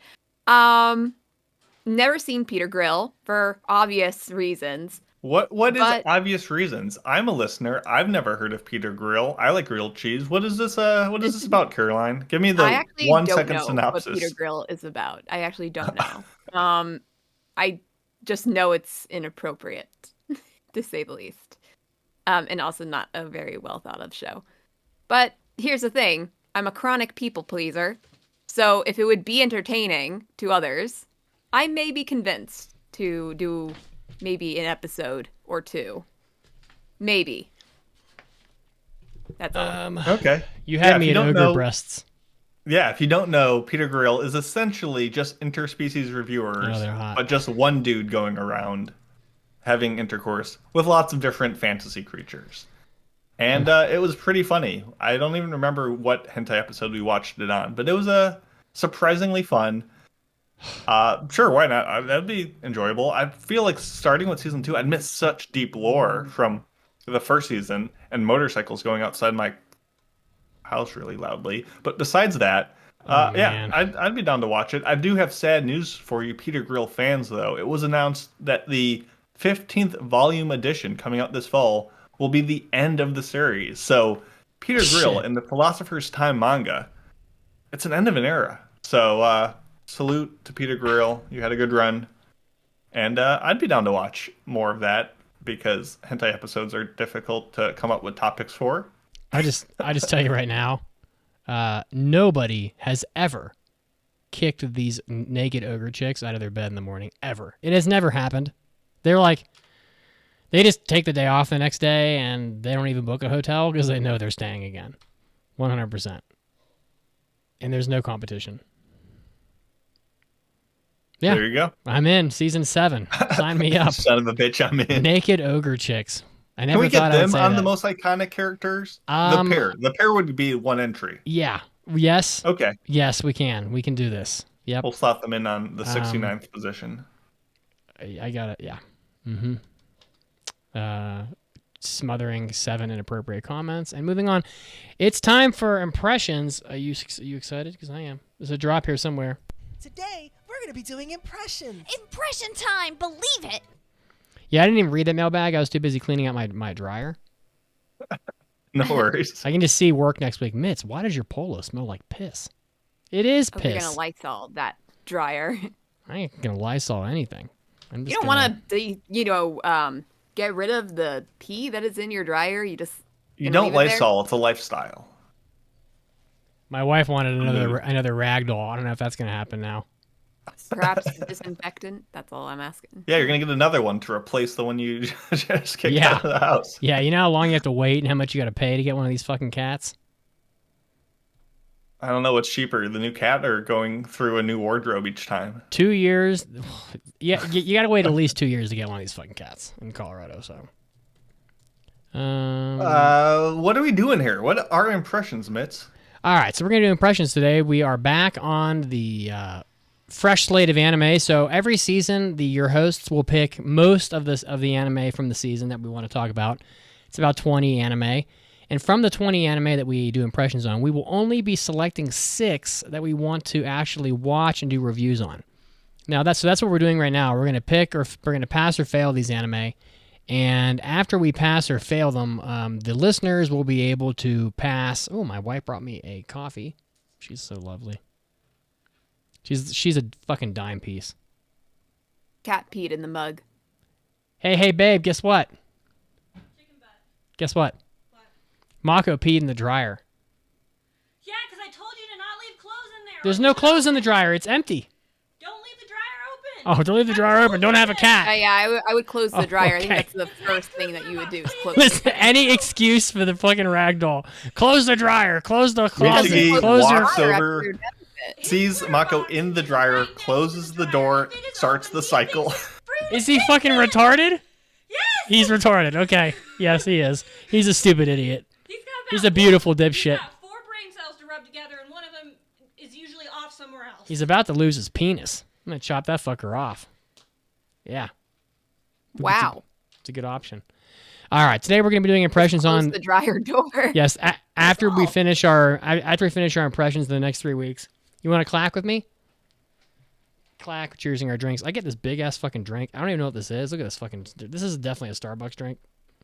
Well, yeah, I would say so by the Starbucks logo. Damn, it's good. After we pick 6 shows to do reviews of, we let the listeners pick the next 3, so look out for that. We will have listener choice poll up sometime in a month or so just pay attention, and we'll announce that when we get closer. Today we're starting with the anime The Fable. So I don't know which one of you poor souls has this, but you're up. It's got to be Mason because it's a link to Annie list. You know it, baby. There you go. It looks like Yakuza or some shit on here. Yep. So The Fable is based on a 22-volume manga that has an old-school Yakuza vibe. It's done by Tezuka Productions, and it's right now on Hulu or Disney Plus if you want to watch it. And it essentially tells the story of the titular Fable, this unnamed assassin guy who just kills everyone he's sent out to with like no issue. He's just a hyper killer guy. He's awesome. But he's told by his boss that he has to lay low and spend an entire year not killing anyone and just, becoming a normal member of society. And he has a hard time with it. This manga, or this show, is essentially a more serious version of A Way of the House Husband, except where Fable's transition to everyday life is not as filled with joy as Tatsu's was. And essentially, this is a comedy, and the comedy comes in 2 flavors. You have the first of this hyper-skilled tactical killer who acts as a bumbling idiot to defuse situations with the least amount of harm. And the other is him being a hyper-skilled killer, but who's just not used to society and annoys his effective handler, who then annoys him, and then he goes and gets really annoyed. So pretty much that's all you're going to get from the show. For those who do land with this style of comedy, good news. It's a 25-episode show, so you'll have a ton to enjoy.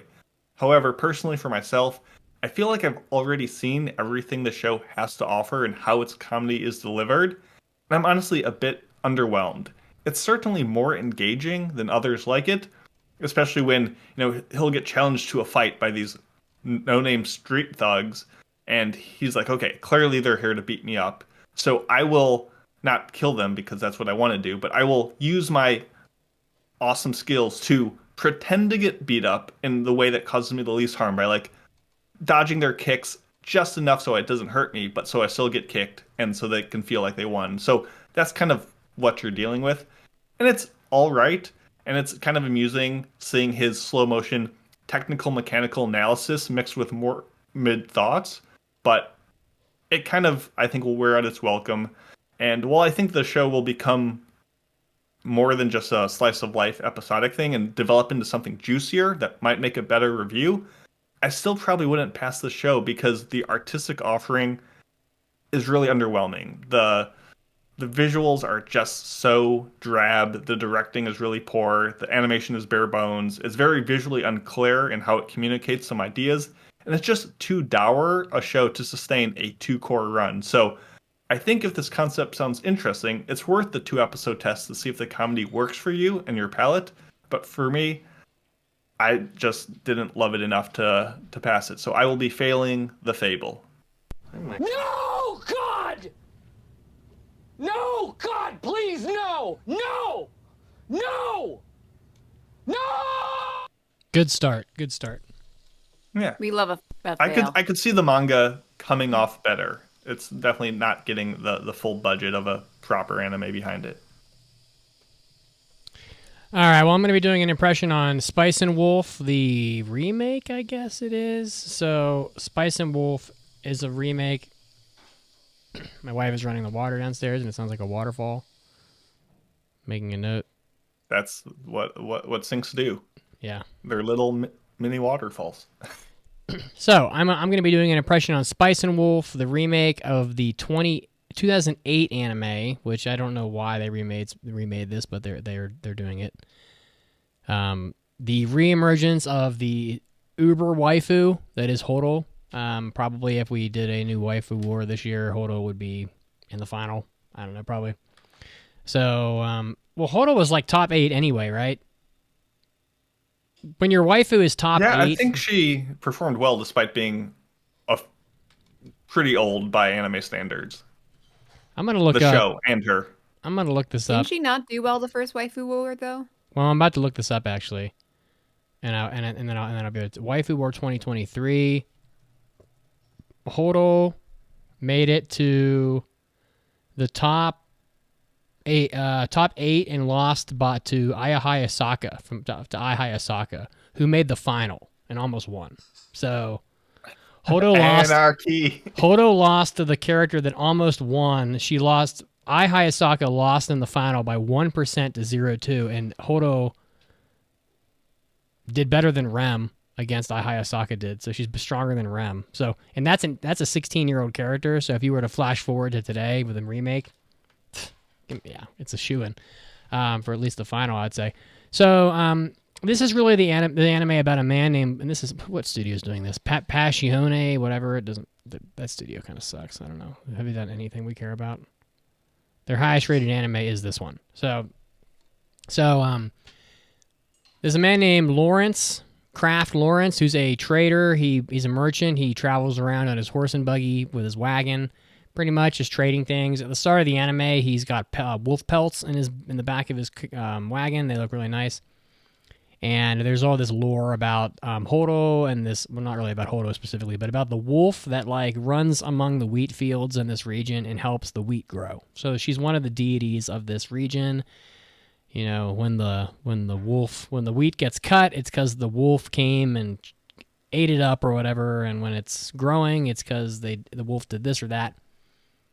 Right before he leaves the region, he realizes that a girl is sleeping in the back of his cart under the wolf pelts, and her name is revealed to be Hodo by herself after a while, and she is the deity of the region, and she's stark-ass naked, so that's very important for the fanboys. She's wearing the pelts, but she stands up, and as a probably 1,200-year-old deity doesn't give two fucks about anything, really. And so she's just stark ass naked, and clad in her cute ears and tail. And so they start traveling together. Basically, her trademarks are that she is the wise wolf. So she's, what are you looking at, Pancake? Nothing? Okay. She's the wise wolf, so she's got a lot of intelligence. She loves her some apples. She loves her some mead, and this is basically an anime where they travel around together. They form a relationship. He does a lot of trading, so there's a lot of talk about like economics, although it's like real talk economics, not this bullshit you get sometimes. And so they do get pretty deep into it, like even to the point of like how much precious metal is in a coin, stuff like that. Like it gets pretty deep. She helps him negotiate some deals in these first few episodes. And all in all, this is just super fucking solid. I mean, it's pretty much as good as the original. It's an incredibly unique anime. I mean, there are a lot of waifus out there, but like, I challenge you to find a single other anime that is about a traveling merchant who travels with a wolf deity, who discusses mercantile affairs on an episode by episode basis. There aren't any others. So, I don't know. We talk about having the same shit all the time in anime, like, oh, it's another isekai, it's another this or that. There are no other anime like Spice and Wolf. So, I don't know. I don't even know if you can find another anime about a traveling merchant who just trades and does, like, deals and talks about economics every episode, because I don't think that even exists.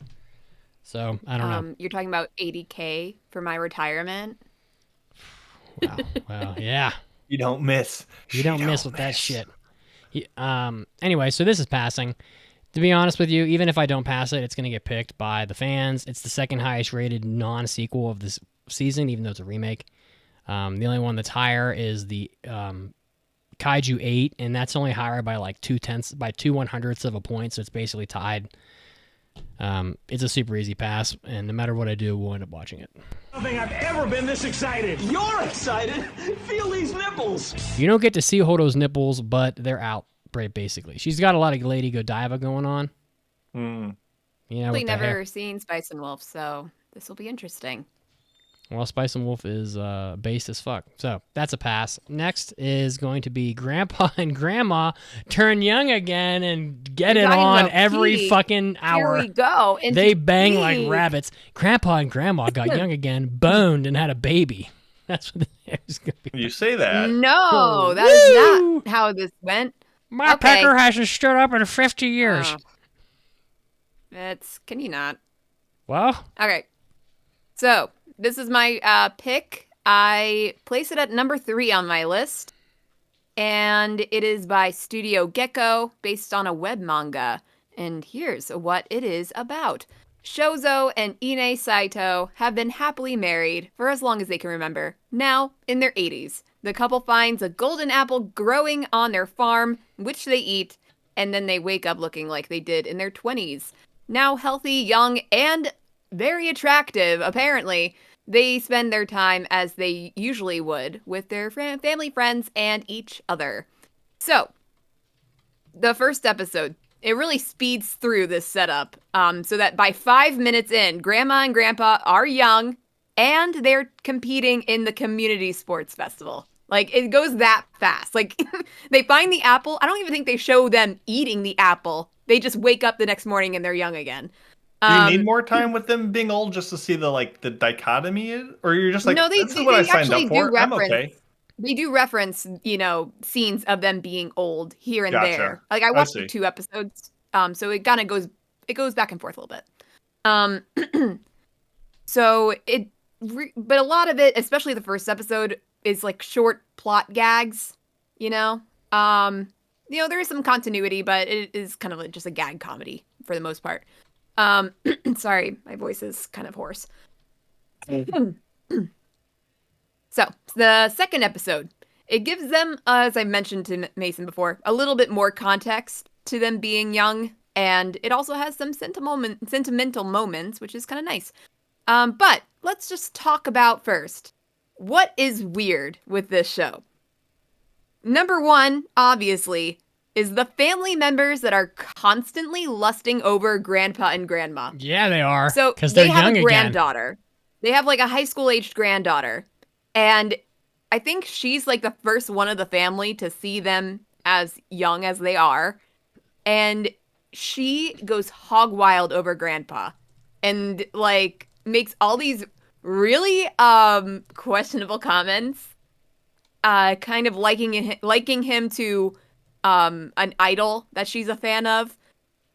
And Grandma is kind of like, don't take my man kind of attitude. It's just so weird. And also, the daughter-in-law kind of has similar feelings for the grandpa. And yeah, it's just weird. Don't like that. Other than that, everyone is very nonchalant about these two being young again. They just take it in stride. Literally, nobody thinks this is as weird as it is. It does not take long for them to get over that fact. Also, the tree that grew the golden apple is apparently sentient.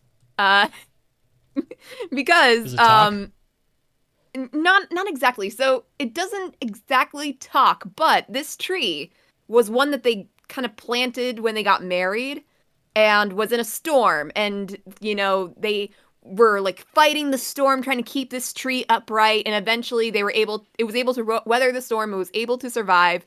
And the tree was so grateful for it that in a little tree voice that only we hear, the couple doesn't hear the tree say. He's like, thank you, guys. Is it like the Konnichiwa pine cones from your camp? A little bit. Okay. But when it happened, I was like, wait a minute. The tree is sentient? That was weird. So we're moving past that. There are some good things about this show. For one thing, Grandma was plagued with health issues all her life. So now that she's young and healthy, it adds a nice layer to the premise that she is now able to live life as freely as she wants. And connected with that, there's a pretty nice scene where one of their sons, who became a doctor specifically to help his mom in her health issues, like really reflects on how happy she is and how happy that he is that she's now better and healthy. And that was sweet. That was nice. Grandma and Grandpa also, one of the things I think is going to be one of the themes of the show is how they consider their relationship compared between theirs and how young people's relationships are these days. For the most part, being like showing affection in public, not something that they would do, being of an older time. And it is very cliche for the anime couple to take holding hands so seriously. But I feel like in this context, it makes a little bit more sense. Overall, I thought the couple are pretty cute, you know, because they still retain their elderly-like attitudes and their interests, and also their way of talking. So you see like these 20-year-old characters with the same kind of vocal patterns as any like grandparent would have in Japan, I would assume. I think this is going to be mostly a gag comedy, but the family moments that were there were actually kind of nice. That being said, they are also evened out by the really weird and uncomfortable family moments. Overall, it's an okay show. I'm not passing it, though. Oh. No! You shall not pass! I bet Grandma can work it, though. Yeah. No need for them dentures. I would say not. Yeah. All right. On from hot grandmas on to jellyfish. Mason, they can't swim in the night. Why is that? I don't know. You don't know? The show literally begins with saying jellyfish can't swim. Jellyfish can swim. I don't know. Yeah, so this is Jellyfish Can't Swim in the Night. I actually have a couple shows this season that cover a group of these disassociated female groups of characters that are undergoing some meaningful journey together. And it's actually kind of fascinating to compare them to see how they occupy the same space. You have the country girl coming to a big city to find herself in girls band Cry. I have the country girls going to a once big city to find their friend in the Train to the End of the World. But this episode, I'm just talking about jellyfish. Yes, there is a lot of jellyfish motifs and a bit too on the tentacle and factually incorrect remarks about them, but it's all of the whole, metaphor for the drifting of these characters and the struggles they're going through. And overall, it's a pretty good show. So it's kind of similar to Bocchi the Rock or A Place Further Than the Universe, where these characters are coming together. They all know their crafts already. No one's learning how to play an instrument or how to do whatever they're passionate about. It's more they've been adrift in whatever their passions are and are kind of using each other as a network, a group, to kind of rekindle their passions. It's not about accomplishing the thing as much as doing the thing. It's the journey of self-discovery and, losing yourself along the way. And this show is kind of funny. It's almost the complete opposite of the Fable show I talked about, where the characters in Jellyfish are returning to their interests and hobbies and passions instead of being pushed away. And it's also different because the directing and the visuals are really well done. Yes, the star-emitting eyes, unconstitutional amount of lighting filters, and the moe aesthetics of Doga Kobo, who are doing the show, actually as a 50th anniversary of the studio, which is surprising because I did not know Doga Kobo has been around for that long. And also, I got burned last season on the anniversary show in Magnetic, whatever it was, Rose. Rouge. It wasn't Magnetic Rose. Rouge, thank you. Yeah, so this is on High Dive. It's an original, and it's pretty interesting. Like I said, visually, it's a lot. It's almost ear-piercingly loud sometimes in a way that'll make your stomach churn if you're adverse to the moe, but the comedic cuts, the flashback sequences, the framing, just the conveyance of mood and tone, just how this show, I guess, goes across an episode is really top-notch from a production standpoint. And the characters are solid. They're bolstered by strong animation, strong voice acting. It's just a very well done and snappy show. And of the three that I kind of alluded to, I'm leaning towards it the most right now. And I don't know, I'm just kind of curious to see where it goes. It has some ups, it has some downs, but overall I think it's been a consistent enough product that I'm on board. Hopefully Mitz will forgive me because it has a touch of Rachmaninoff in it. So I'm going to pass this show. And Jellyfish Can't Swim in the Night. Yeah, it's a title. Yeah, I see where they're going with it. Okay. Just fail whatever. it. It's still good. I'm going to pass it. Oh, shit. Oh, my God. Groovy. Yeah. Yeah, it's pretty decent. We'll see not how see it is that by coming. the end. I did not see that coming. I'm sorry. It was written in the notes. Shh. Spoilers. You know what? It wasn't written in the notes. The utter audible I just pulled. Oh my goodness. Yeah. I've been bamboozled. Bwah, bwah, bwah. All right, so I'm going to be reviewing the anime. It's an isekai, people. It's got Is that Pancake laughing? That I heard? I don't think so. Oh, I thought I heard a woman cackling, and I'm like, is that Pancake? In English, the title is as a reincarnated aristocrat, I used my appraisal skill to rise in the world. Watched this one this morning. Wow. Yeah. Tensei Kizoku Kante Skill de Anariagaru. So I watched it this morning. Studio Mother is the studio. They haven't done much. The last thing they did that people will remember is More Than a Married Couple But Not Lovers, except this doesn't have like cute girl characters in it. So this anime is an isekai. It starts off very typically where somebody being reincarnated as a baby, basically, and into an aristocrat family, which prompted me immediately to go on the Discord and comment about how we should just have AI write all of the isekai shows because they all have the same fucking story, basically.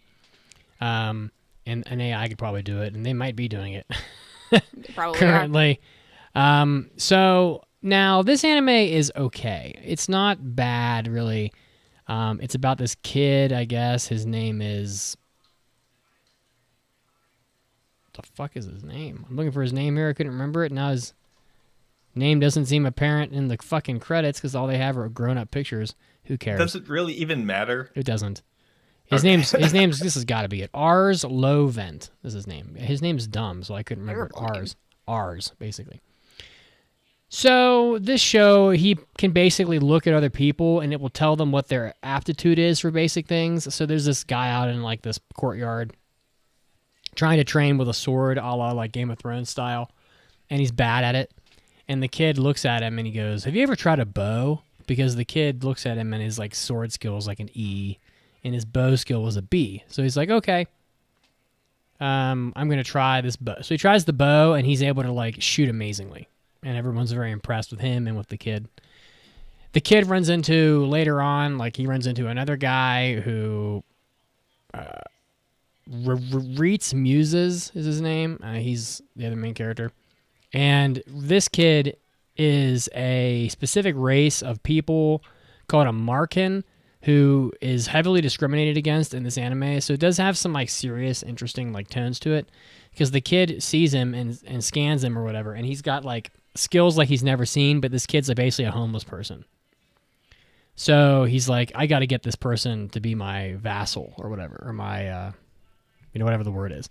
So he takes the kid back to his house, and no one at the house wants to have anything to do with this guy because he's a Markin, who they didn't go into it much, but at this point, but I think it's just like just chalk it up to a population of people. He's not like, I don't know why he's discriminated against at this point, but I'm sure they'll get to it. Anyway, so, and his aptitude for the sword is really good, so the kid wants his dad to take him in, and the dad's like, no, fuck no, he's a Markin, and he's like, but, you're making a big mistake, so the dad says, okay, we'll have a duel.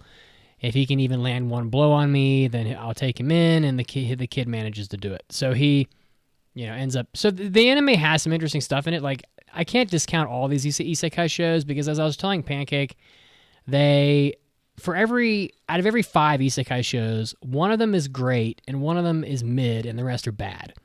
Like, if we didn't watch these isekai shows, then no one ever would have watched Jobless Reincarnation, which is just perennially good. No one ever would have watched ReZero, which is good. There are good isekai shows. There are a lot of mid ones mostly, and then there are some bad ones. This one, I would say, is in the mid category so far, although Jobless Reincarnation looked like dicks until about episode 7. So, I don't know. It's hard to say. I'm not going to pass it. I'm going to give it a fail, but this is not a terrible anime. Neither Pancake or I had decided this anime sucked, and we love hating on shit. So I would say that this anime is not bad. I wouldn't be surprised if it got picked, but it doesn't have a huge audience online, so I'm going to say it probably won't. But Reincarnated Aristocrat, it'll use my appraisal skill to rise in the world, is a decent isekai if you're a fan of that genre and you want to check it out. But I think we have some better stuff this season to talk about. I was surrounded by the suck. There you go. So that one's going to fail. interesting to see you be slightly optimistic about something you just weren't feeling. I almost passed it. So, but in the end, we can't pass everything. Mm-hmm. All right, let's go to my next pick, which was number 7 on my list, Astro Note. This is from Studio Telecom Animation Film, and it's an original. So here's the general synopsis. Takumi, a gifted chef, was just let go from his job, and then he lands a gig at an old boarding house called the Astro Lodge, but hesitates to accept after he learns that he must live there full time. That is until he meets the beautiful and charming caretaker Mira, and he is sold on it. And the two work together, and their connection deepens, but Mira has a secret. She is not from this world. Oh my gosh. Whoa. Okay. First episode opens up, cold open, space battle. And then we are introduced to our main guy character. The space battle was very quick. It was like 15 seconds. Now we're in Japan. And Takumi, the main guy, he's interviewing for the job. And he doesn't know he thought it was for a restaurant at first, due to Mira, who's our main girl from space. She did not put the job listing outright, so he was misled about what kind of job he was applying to. But, he's like, oh my gosh, this girl's kind of pretty, I can work here for the time being while I'm looking for a different job, but, I can do breakfast. I can make breakfast for this place. I was fucking ace at breakfast. Yeah, so and the house is very happy because it's full of, of these tenants that absolutely hate Mira's cooking. And they're like, thank God somebody's here to give us breakfast. Sorry, I lost my place in my notes, so just give me a second. I just want to make a comment looking at this anime that this guy and the initial D dude are in a fucking contest so you can make the ugliest characters. God, I didn't think he was that ugly. I think he looks very plain. This girl looks like someone took a giant mallet and just crushed her face with it, and everything was flattened. Her lips, her nose, everything. She just crushed her face. And she hasn't. It's hilarious. Oh my goodness, pretty funny. I assume they all look like that. Thank you for that play-by-play. You're welcome. As you were looking for something. Yeah. So let's talk about the house because it has some tenants, which comes from a variety of people, like a strange unemployed man who has a very precocious son, a nerdy looking girl who is actually an idol, and a nice older man that we don't really know too much about yet, but he's just nice. And then there's like this weird, so in the background of a couple scenes, there is a creepy looking girl with long black hair, kind of like The Ring. They don't reference her. Sadako? They have not talked. I've watched 2 episodes, and she's in a couple scenes, in the background. There's no emphasis placed on her. I just noticed her in one of the scenes. I'm like, who is that? You got Sadako so I guess in your we'll anime? be getting to her later. That's fucking funny. Also, we meet Mira's dog, who is secretly not a dog. He's actually an alien, and coincidentally looks like a poodle. He looks exactly like a poodle. And just so happens to be on Earth where there's an animal that looks right like him. So he's pretending to be this animal. And I'm like, that's dumb. Also, it's a talking dog, and I hate talking dogs. Ugh. And you wouldn't like it either, Mitsugi. You would hate the dog. I'm not a big poodle guy, so. Yeah. Yeah, his purpose is just trying to keep Mira on track and focused on their reason for being on Earth, which is to find a key that has been hidden in the lodge that gives the holder the right to rule on her home planet. Now, Mira is like the princess, and she needs to find the key in order to ascend the throne. Meanwhile, there are enemies that are trying to find the key before Mira does. That is kind of what her plot is. But she's also really loving Earth culture, eating new foods and seeing the movies and that kind of thing. A lot of her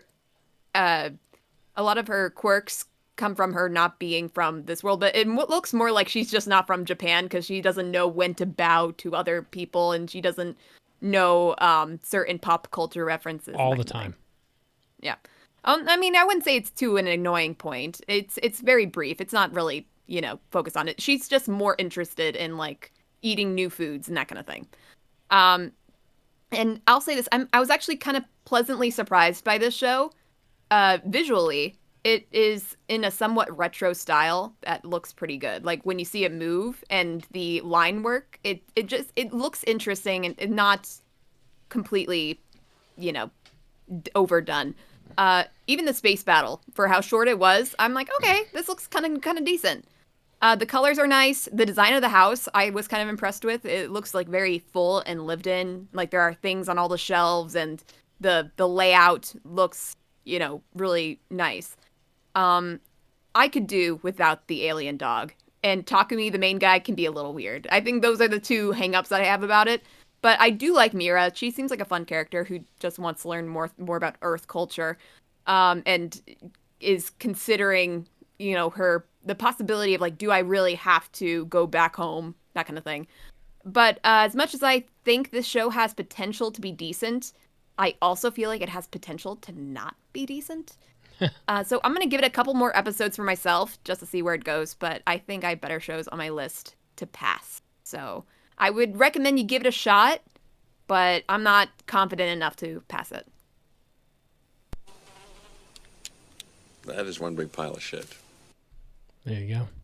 Thank you, Goldblum. He's very handsome, that Jeff Goldblum. He's probably old now. He's very old. He is. Do we want to do this last one or save it for next week? I think we should do it. Okay. The last one is HIGHSPEED Étoile. Étoile. Tell us about it, Mason. Étoile. Well, we are going to race right through this one because not even getting out of the 4s on any anime scoring site is probably a good sign that you're probably not a great show. Agreed.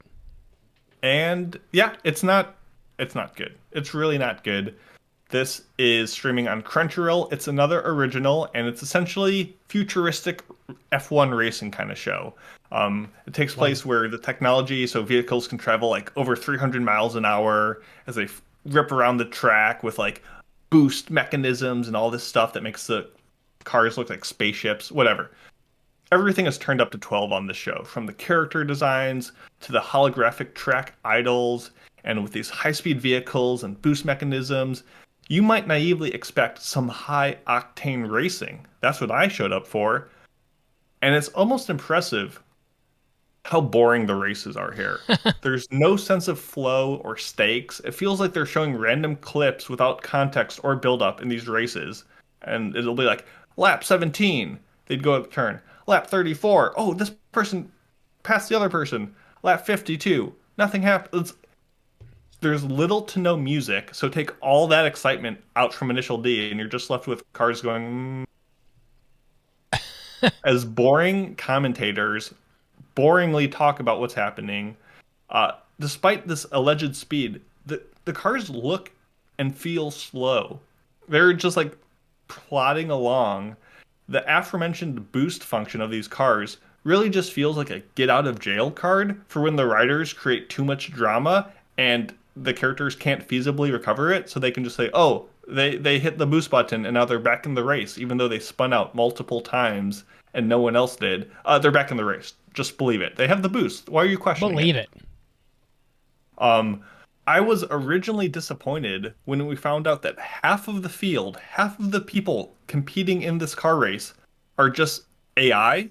They're not even driven by humans. They're just artificial intelligence. But it actually turned out not to matter because the actual characters are so flat and lifeless anyway that I don't really care that the rest of the field is just no-name people.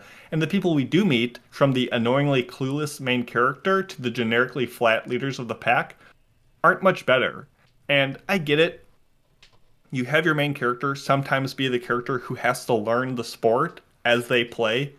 You know, you take the biking show that I'm blanking on the name of because I'm stupid right now. Rinkai? No, not that one. Yomushi Pedal? That's also not good. Yomushi Pedal. You take this guy who's never biked before, and you teach him how to bike, and be like, oh, there's special biking shoes, or you need an actual racing bike, or your chain and your wheels all make a difference. And he's learning it, so you learn it along with him. And it makes sense because he's competing in his high school bicycle club as a beginner.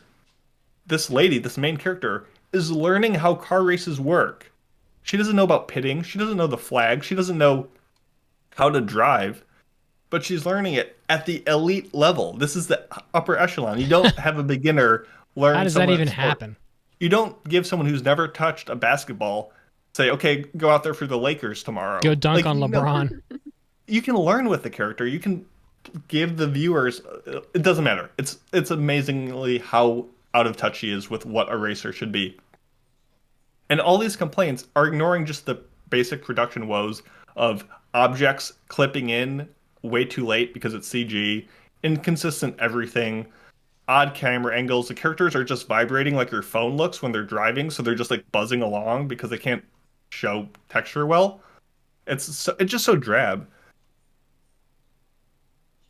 So I don't know. Like it's just you don't watch it for the characters, which means you don't care about the characters, which means when they're racing you don't care about them, and you don't care about the racing because the racing looks boring. It's just watching the show is just so bland. It's aggressively bland. It's not like violating in any kind of gross way where you're like, oh, this show is, offends me on a personal level. It's just, I don't know. Talking about this show is just being excessively mean and dragging out what is already a clear fail. So, HIGHSPEED Étoile, it's just fails on every level, and it's not good. So, and you should boo the show. Boo this man. All they needed to do was introduce that warp animation, that warp thing that they did from Redline when he puts the booster in and they warp the whole screen. Yeah, but that Redline had things like characters and animation and actual fun, engaging racing and music. It had things. Everything. I'm not the biggest Redline fan, but you're not. It's so well put together. It's so this good. Is the other, but it's such a complete package, and this is as far away as you can get to that as possible. It's kind of laughable. So all right, here's your boo drop. Yeah, let's fail it. Fuck you, Étoile. Boo. Now, old lady, she'd gum you with her dentures. Yeah? Is that presumably you saw the promotional art, presumably you saw the PV, and you still put this on your list? She's going to call you out. Oh, yeah. She did not. I think it was fairly obvious what this is going to be when we saw the PV. I don't mind sports. I don't mind girls doing sports. This studio. You saw that animation and you said, I'm in. No, I saw it being a whatever car show. I saw this season being kind of weak, and I threw it at the very bottom of my list because I'm like, oh, I'm not going to get this far down. I think this season's actually been good on my list because I have Bartender too. Well, you're just better than me, okay? Listen, I knew this wasn't going to go well. I saw the PV where the crowds are completely blank faces. Yeah, why would they put that in the PV, I wonder? And then there were whole still frames they put in the PV too. I wanted to believe. I love originals. All right, I'm going to rein it in here. This really punished me. So, by the way, I had just watched the PV while you were talking. That's how I know about these things. That's I don't watch the PVs before I pick. Usually. Sometimes I do. All right, so we have some passes here. We have the obvious Spice and Wolf. I mean, give me a break. And we also have Jellyfish Can't Swim in the Night. So we have one predictable and one unpredictable from this batch, and we have 14 more impressions to do, of which only 4 can be picked. So that means it's going to leave us a lot of room. If you're one of those people that wanted to watch any of these shows we just failed, look out for our listener choice poll, which is probably going to be up sometime the end of the first week of May or so. So look out for that because it gives you a good chance to have a say in what the other shows are that we do reviews of. So we want you to be involved. Again, you can go to the Discord for that, AAADiscord.com, and get you all straightened out. So, yep. And that's about it. That's it. That's our show for today. Next week, we're going to continue our impressions.